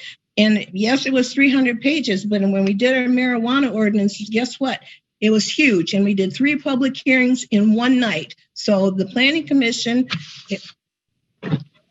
had time to review the information and come up with issues. And in that 5 days, at any point, they could have contacted the chair, they could have contacted zoning administrator, they could have contacted McKenna, they could have contacted Julie if they had any questions, and they did not. They did not. So, and then when they came to the Planning Commission and we had a public hearing, they did have concerns, and those concerns translated into the conditions that are now in the information you have in front of you now. Sending it back to the Planning Commission would be totally ineffective. It would produce nothing. Number one, we can't change the plan. We can't change the design of the plan. It's considered a substantive change, and under the PUD, you cannot make substantive changes. So I'm not sure what people think they could garner from sending it back to the Planning Commission. The issue of the traffic from the building department or building code information, building code letter from the building from Mr. Weiland, those things are addressed between preliminary and final. The traffic issue, if there's any traffic problems with the pattern, can be addressed between preliminary and final. So I think people are getting ahead of themselves and bringing up issues that need addressing, and they will be addressed if it gets through preliminary approval.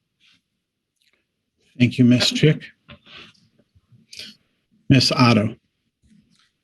So the one thing that I wanted to even emphasize, not only to the public who spoke, and I appreciate everyone speaking, but perhaps the most difficult aspect of governance and being an elected official is the need to balance the various and often competing public opinions, interests of property owners and residents in Northfield Township.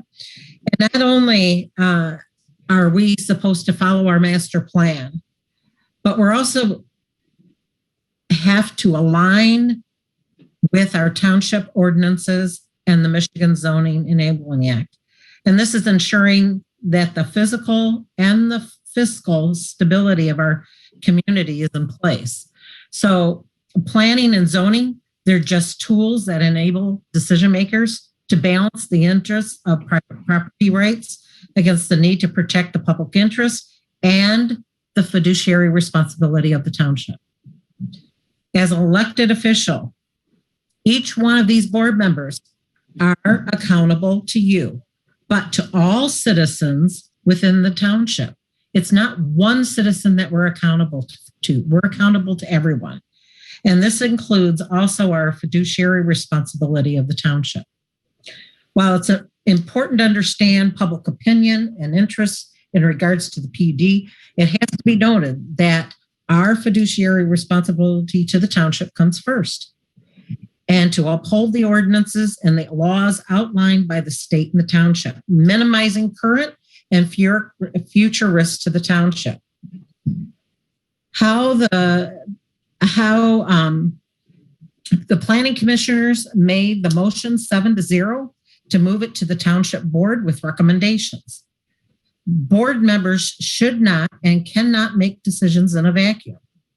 Oops is not an option here. Not having enough time for due diligence is not an excuse, especially for planning commissioners.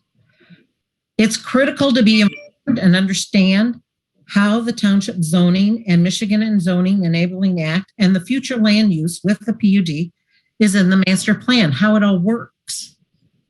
Narrowing vision, reacting in fear about developments to follow, and not researching the facts only hurt all of us in Northfield Township. Thank you, Ms. Otto. Mr. Nelson. Actually, and thank you everyone for speaking so far. I've actually wanted to speak in general to the public, in general to all my board members as well. So as many people know, I'm a young elected official, and I've been trying to make some sense of this since being elected, and I've been trying to do my due diligence in researching this. Up until about 5 minutes ago, I don't think I had any idea of which way I'm leaning in all of this. I think I'm like many people who've been trying to figure all this out. I've been taking good notes. I've wanted to make sure each and every person here is adequately represented. I've read every email, and I know every other board member here has too. I'm not special in that regard. We all have a vested interest in serving you. Ultimately, in trying to make a decision with this, I was torn. I was hearing so many different stories, so many different sides. I was seeing and I was thankful that the public actually has had the heart to speak up about this. I have not appreciated the name calling personally. I don't think someone's elitist for not wanting a development. And in addition to that, I don't think someone's a progressive for wanting development. I think we have a very divided township in terms of our economic structure. We have very rural areas, and then we have Whitmore Lake, which isn't. And we've seen that divide time and time again. And I'm here honestly because I want to promote some unity, because I want to try to make some decisions. I know whatever decision I make tonight, because I do feel like we're going to have to do something about this tonight, not push it down the road. I know ultimately whatever decision I make, I'm not going to necessarily be supported. I want the public to understand that all of us board members here tonight have your best interests in mind. We are trying to support those best interests. We come from different backgrounds.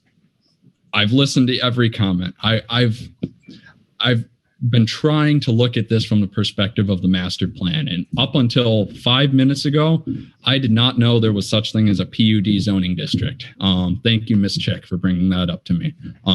That clarifies a lot of things for me. Ultimately, my decision is going to be based on what I think about the master plan. I know every vote here tonight is going to be important. I personally, so far, because that last thing was addressed, I don't see how this is ultimately going to conflict with the master plan. I've been trying to do my due diligence. The planners have done their diligence. I've been skeptical either way because I wanted to make a good decision for the public. All of our phone numbers are available to you, the public. Please contact us. We want to hear from you, not just about this, but any other issues you have here in our township, because we want your voices to be heard. And I've been so thankful to see the feedback on this, regardless of what way it goes tonight. I have just been amazed for our small rural township to see so many people participate in rural government over development. This is awesome, guys. Hopefully we can make some sense of this moving forward. That's all I have to say. Thank you, Mr. Nelson. Mr. Moko?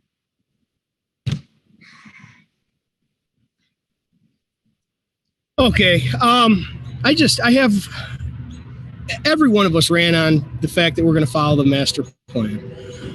As far as I could tell, looking at the future land use, that parcel is zoned medium density residential with the corner of it being mixed use. It's not 91 acres being mixed use. Medium density residential allows up to 4 units per acre. They're well under that. That's great. As far as compatibility, that to me, that goes out the window when you've got Nowatzki across the street, Tractor Supply, every compatibility. That is not the argument for that corner. They're connected to the sewer. That meets the quota for MDR. The question I got, maybe John Jackson can answer this in a second when I get done, is MDR says 1 to 2 family dwellings. I'm not taking anything away from what's proposed. They're very nice units, but they're 6 to 8 family dwellings. And if we're following the master plan, we would put in a medium density residential development as opposed to throwing that out and putting a PUD in. And I haven't gotten a great answer from Fink or anyone else on the board. I've gotten mixed messages from each way. So facts are are going to speak to me. I would prefer we kick it back. Everybody says we can't. This is a negotiation. I've never heard of anybody coming in and saying, this is what we got. And regardless, you got to throw feelings out the window and look at the facts. And maybe I got my facts wrong. I want to see development. If that came in at 91 acres times 4 per acre, that's 284 units. I'd say, hell yeah, it meets the master plan. Or whatever with the retention. But any way you look at it, the problem for me is not the apartments, but the fact that it doesn't meet 1 to 2 family dwellings. I didn't see anything about rental units except for in high density. So to me, I know mixed use is high density, but I don't see it any other way. If we're following the master plan, where this is going is zoned MDR. And if I'm wrong, I'll take my beating. I'm okay with that. And thank you everybody from both sides. That's all I got. Thank you. Thank you, Mr. Moko. Mr. Jackson, can you address the mixed use designation on that parcel?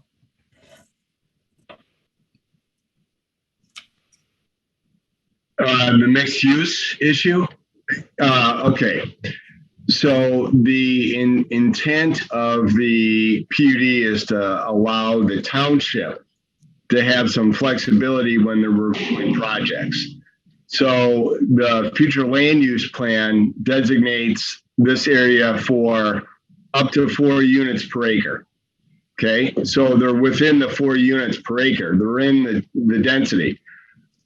But if you went with the straight zoning, you might end up with 4 units per acre with no open space. So what they've offered what the developers offered the township through the PUD process is to cluster the units into anywhere from 4 to 6 to 8 groupings of units in order to preserve more open space, all within the permitted density. So they're within the density, but they've asked for some flexibility in terms of the number of units that can be attached together in exchange for providing more open space.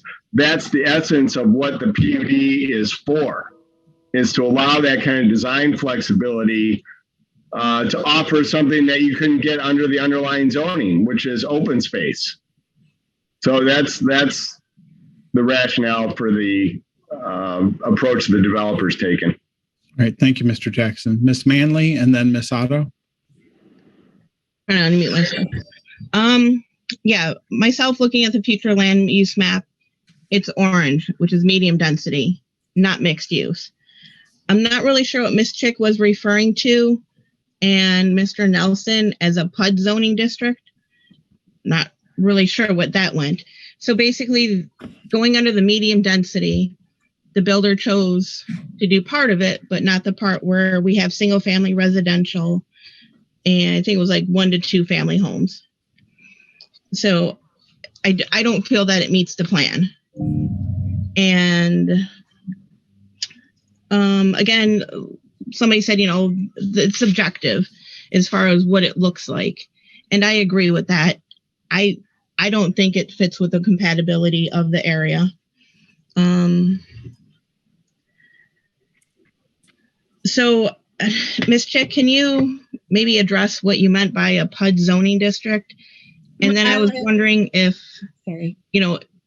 Maybe if the planning commission, if they had anything else to add. And then Mr. Zarzecki brought up the point of what the fire department had issues with the roads, and how much is that really going to change it? Is that going to change the whole plan? Do we know for sure? And if it does, what's going to be the outcome then if they have to redo the plan with the roads because of the fire?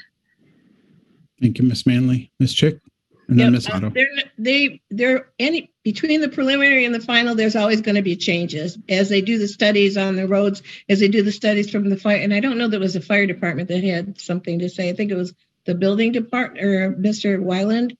It was Mr. Weiland speaking to building codes. All that stuff gets ironed out between the preliminary and the final.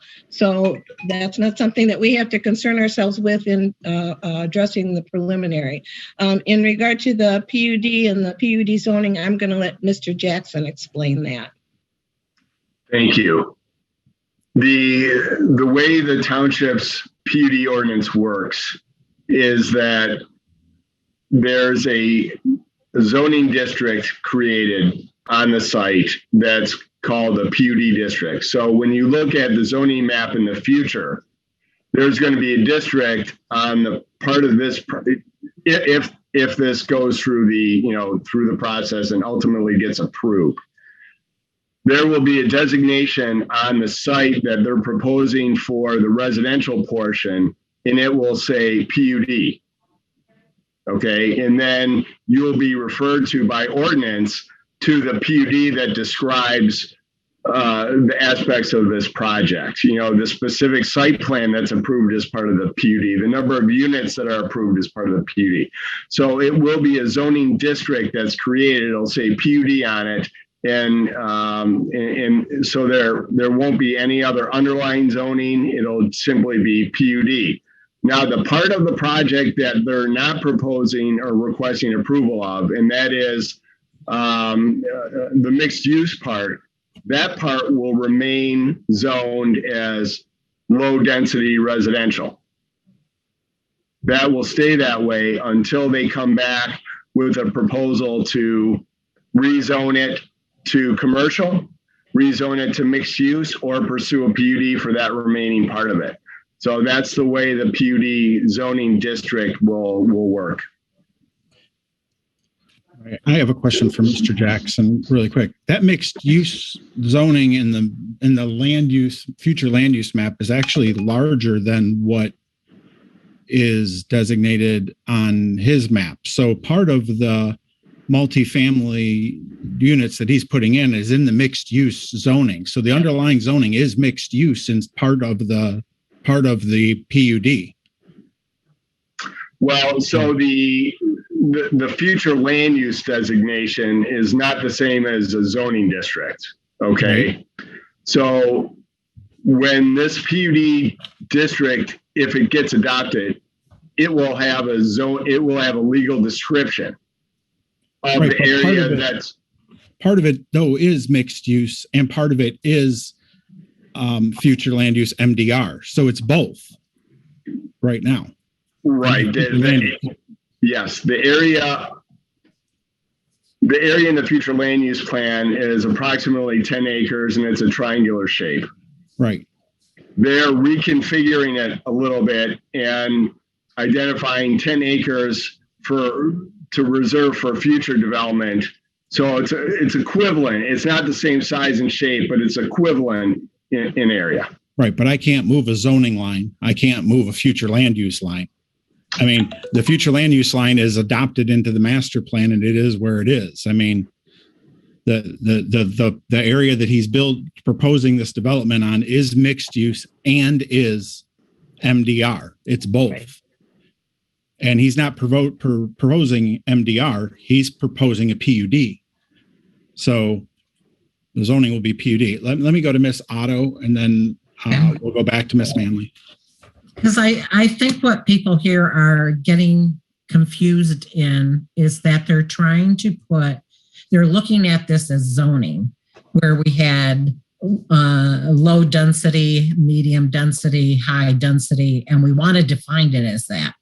A PUD, and just as John Jackson explained, is going to be it's going to be defined. It's going to have its own definition. And that's how I'm understanding it. Is that true, Mr. Jackson? It'll have its own definition. Whether it has mixed use in it or MDR in it, it will have its own definition in it, in that PUD. So I think what each of us are trying to get at, and I understand where Nate's at and Kathy's at, is that you're trying to define this as an MDR, and it's not. It is, the PUD will have its own definition based on what we adopt today. Thank you, Ms. Otto. Ms. Manley and then Mr. Moko. Yeah, I know what a PUD is. I know how they work. I just wanted to clarify that it's not designated now as the PUD. In the future, it will. I get that. I totally get that. Okay. I mean, but I'm just saying what this says is orange. We wanted it as medium MDR in our future land use map. And that's not what this is meeting in my mind, is what I'm saying. I know what a PUD is. I know how they work. I know where we're trying to go with it. I just feel by our master plan, our future land use map, it doesn't meet it. And we can go back and forth. That's my opinion. I understand. But the thing is that it is in our township ordinances, and it's also in the Michigan Zoning Enabling Act. So if anybody approaches us with a PUD, do we have to agree with it?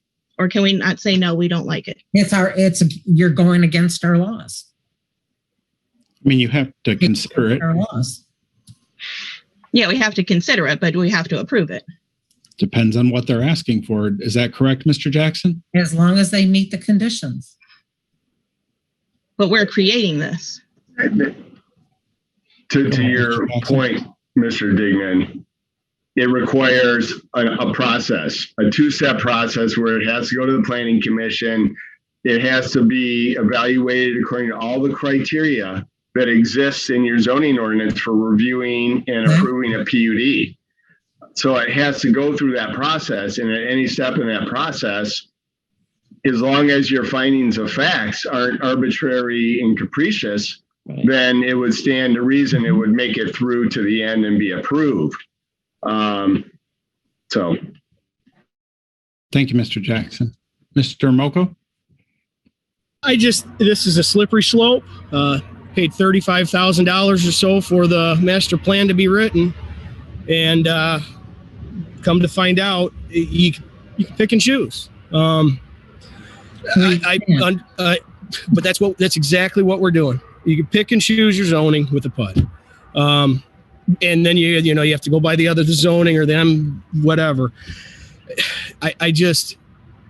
The master plan's not worth the paper it's written on, and we have to be real careful if we're going to let people pick and choose, because people are going to pick and choose what makes them the most money, not what's best for our community. And that's my 2 cents. I'm done. Remember, PUDs are allowed in all zoning districts. Every zoning district we have, PUDs are permitted in. But you can't have residential with industrial. According to I did go through extensively with this and identifying the findings of fact that I identified. I went and cited the documents that were presented to us by our professional planning firms and our attorneys and our engineers. I cited those documents and where they said we meet our master plan.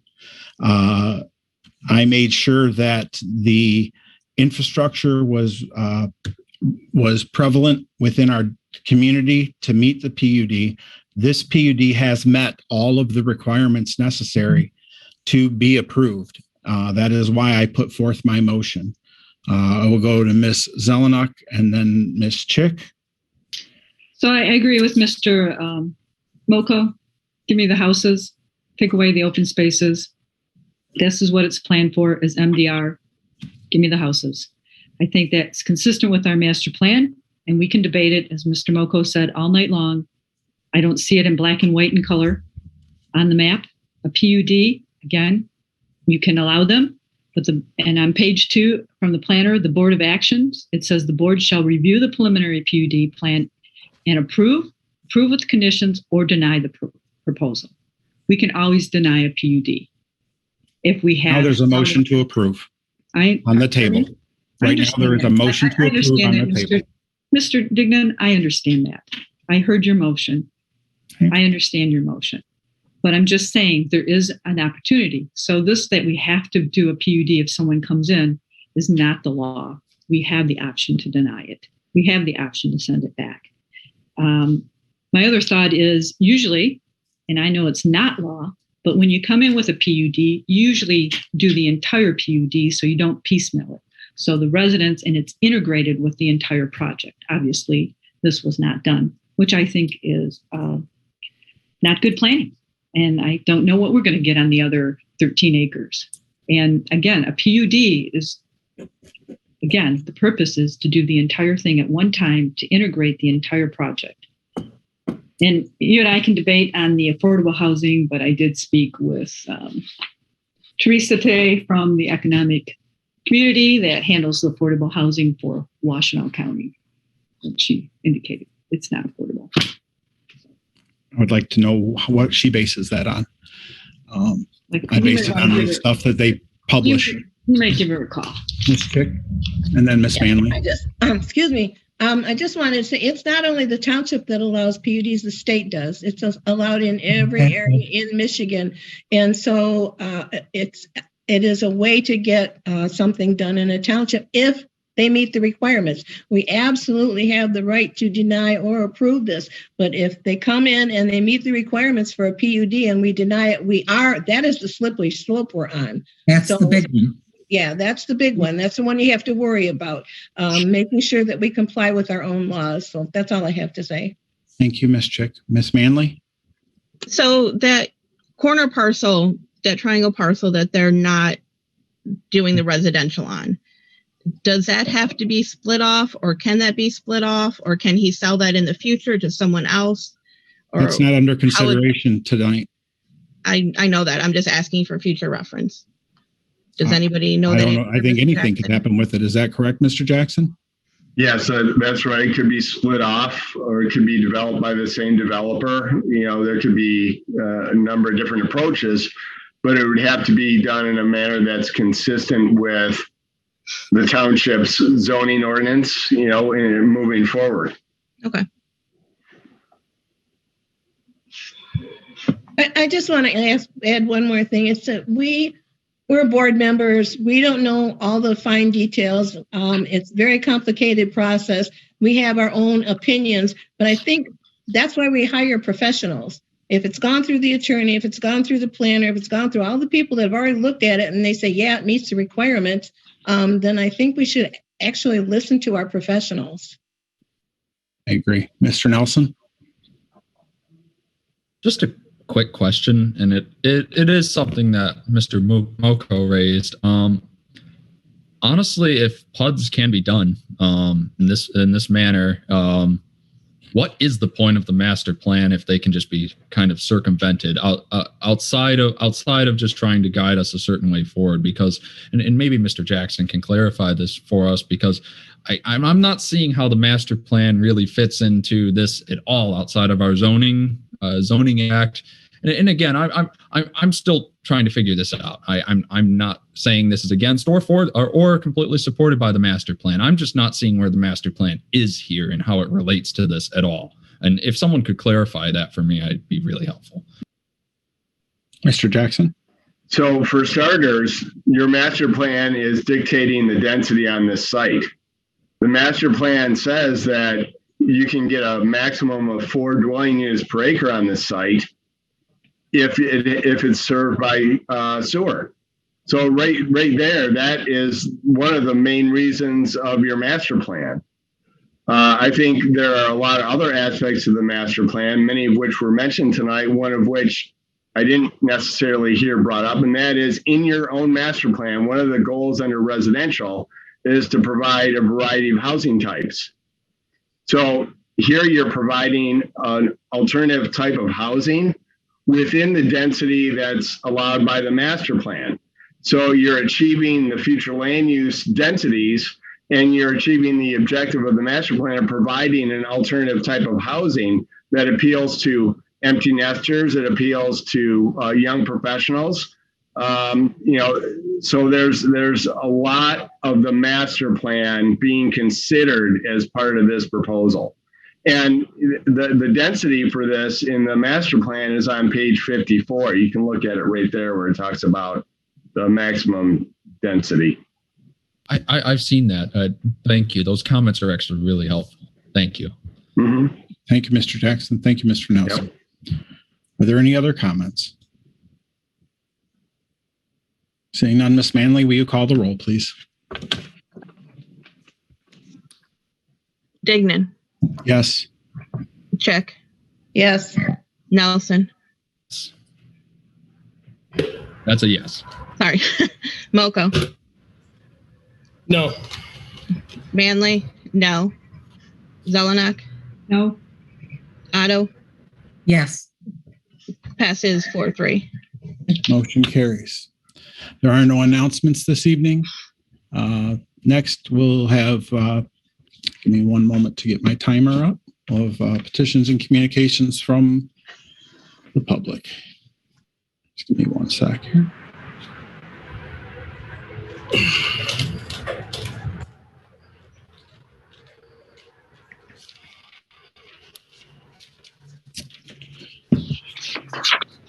Thank you, Mr. Jackson. We appreciate your time this evening.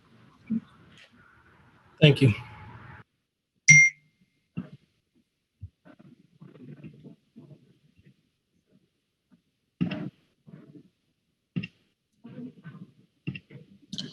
If you'd like to address the board, please raise your hand at this time. You'll be given 3 minutes to address the board. Please try to state your name and address for the record. Ms. Devlin, go ahead and unmute yourself.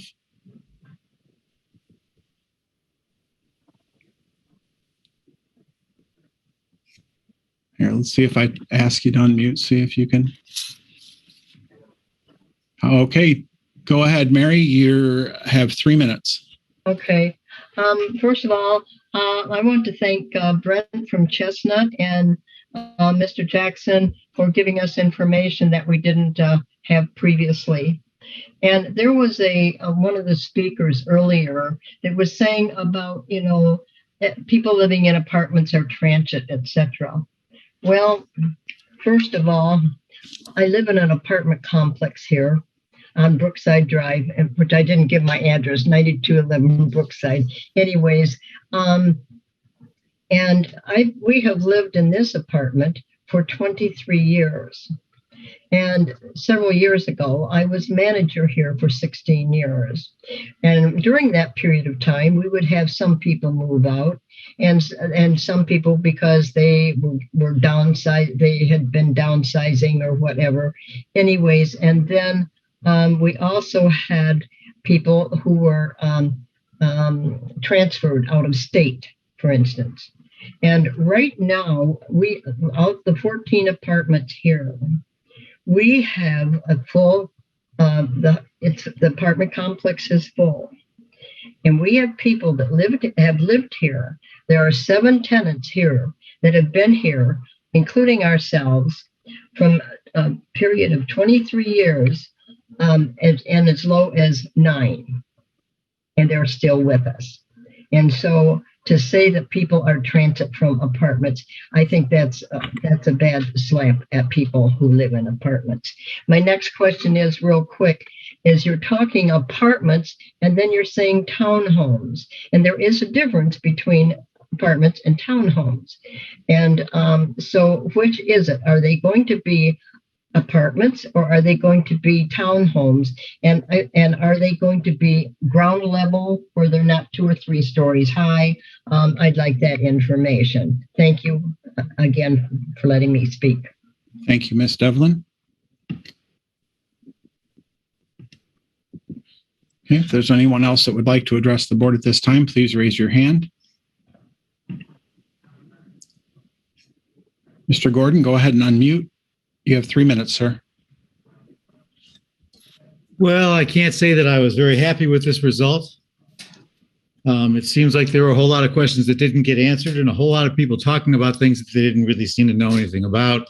And a planner who basically was never asked the question, how does medium density become high density? How do you follow the master plan when you allow apartments that right there on page 54 says apartments are in high density areas, when medium density is what's called for, and medium density is listed right there at the bottom of the page as the equivalent zoning is single family residential, which is defined as single homes on small lots. That's what the master plan says. There's not much interpretation that needs to be done here. This thing wasn't written in 1776. You guys approved it in 2019, and the residents said, sure, we'd be okay with single family homes there. And now what you have is high density, not medium density. But somehow or another, you think you're following the master plan. And you've never even asked the planner, what about this discrepancy? How do you justify that? And some of you think, well, just call it a PUD and then we'll let that happen. And innovation really isn't subjective. When you have 208 apartments with one single floor plan, one roof line, all the same size, that's the definition of monotony. It's not the definition of innovation. When you have nothing but a row of identical homes with all the garages facing the street, that's not called innovative. It's called unfriendly. You've let the developer dictate to us what he wants to build, and you're just applauding it. Oh my gosh, this is going to do everything for the community. I've never seen anything or read anything where they said, if you've got a struggling downtown, what you really need is an apartment complex 2 miles away. That's what'll fix everything. Or if you need more school kids, what you got to do is put up more subdivisions. Because if your school's losing children because of school choice, what you need to do is just slam the community with a bunch of developments, because that's the solution to the problem. I mean, the processes in place in this township are cast aside, and tonight you cast aside the master plan. 25 seconds. I know what time it is, Ken. Thank you. It feels more like an interruption than being helpful. The next developer is going to walk in the door. There's no surprise about that. As a matter of fact, I think it'd be very helpful if the supervisor would inform the public of all the other developers that he's talking to at this point. This is the slippery slope. And 20 years from now, because of this, you won't be able to recognize Northfield Township. I'm very disappointed. Okay, if there's anyone else that would like to address the board, please raise your hand at this time.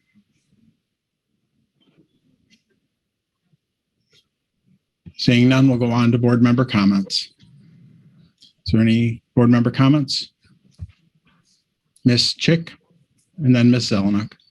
Yeah, I actually wanted to thank Mary Devlin for speaking. She was the first person I thought of when people were saying that people that live in apartments were transients. I said, no, she's been here for a long time. And I know many, many people that rent houses and rent townhouses and condominiums and apartments, and they stay for many years. So I think that it's not fair to generalize that statement. Anyway, I appreciate Mary's comments and thank her for actually coming to the meeting and speaking. She's a very good citizen. Thank you. Thank you, Ms. Chick. She truly is a gem of our community. I have the privilege of calling her my neighbor. She lives directly behind me, and it is a pleasure. Ms. Zelenak, go ahead, please. Yes, it seems to be the Miss Devlin hour, but I want to thank Miss Devlin for coming. We haven't heard from her in a long time, except the other meeting, and I'm glad that Zoom is working out and that she's able to participate, because I always do like to see her and hear from her. We don't always agree, but that's okay, because she has been a mainstay of this community for a long time, longer than me, and I appreciate that. Yes, I too am disappointed. A PUD seems to be the way to overcome how our master plan has been defined by the community. I fully expect to see more apartments continuing down Whitmore Lake Road, and we'll see. I do wish Mr. Garnout much success, and hopefully all the lumber prices and everything works out for him and works out for the residents and the cost of housing and other aspects of this plan. Thank you. All right. Thank you, Ms. Zelenak. And I thank you as well for, I believe you played a part in helping Ms. Devlin to be able to get on. And your technical assistance is appreciated not only by her, but by me as well. Thank you so much. Ms. Otto, then Mr. Moko, then Ms. Manley. So I am going to address Mary's question as far as what's the difference between a townhouse and an apartment. It is the structural management in the organization. Townhomes are freestanding, giving the impression of being a traditional home. I did live in a townhouse. They are attached. I did not have a garage. Some had garages, some didn't. I did not have one. And I lived in Pennsylvania. Depending on the area you live in, whether it's in Boston, New York, or Pennsylvania, townhomes are very well known. And I consider what Mr. Gronow is building is a townhome. Apartments are units, and they're in larger buildings that encompass a community all inside the same walls. So I do have both my son and my daughter-in-law that both live in townhomes in different areas of the community. One lives in Ann Arbor, one lives up in Macomb Township. They are very affordable. Each one has different rent. One owns and one rents. So when I lived in a townhome, I rented. So they're very accommodating, very affordable. And I lived there longer than when I lived in a home when I lived in Pennsylvania. Thank you, Ms. Otto. Mr. Moko, and then Ms. Manley. I just wanted to thank everybody from both sides tonight for calling in. This is truly what government's about. We don't all have to agree, but with this being small town government, I think now's the time we all get together and try and support this development the best we can. We're going to have a hell of a lot of new neighbors coming in, and we'll welcome them to our community. And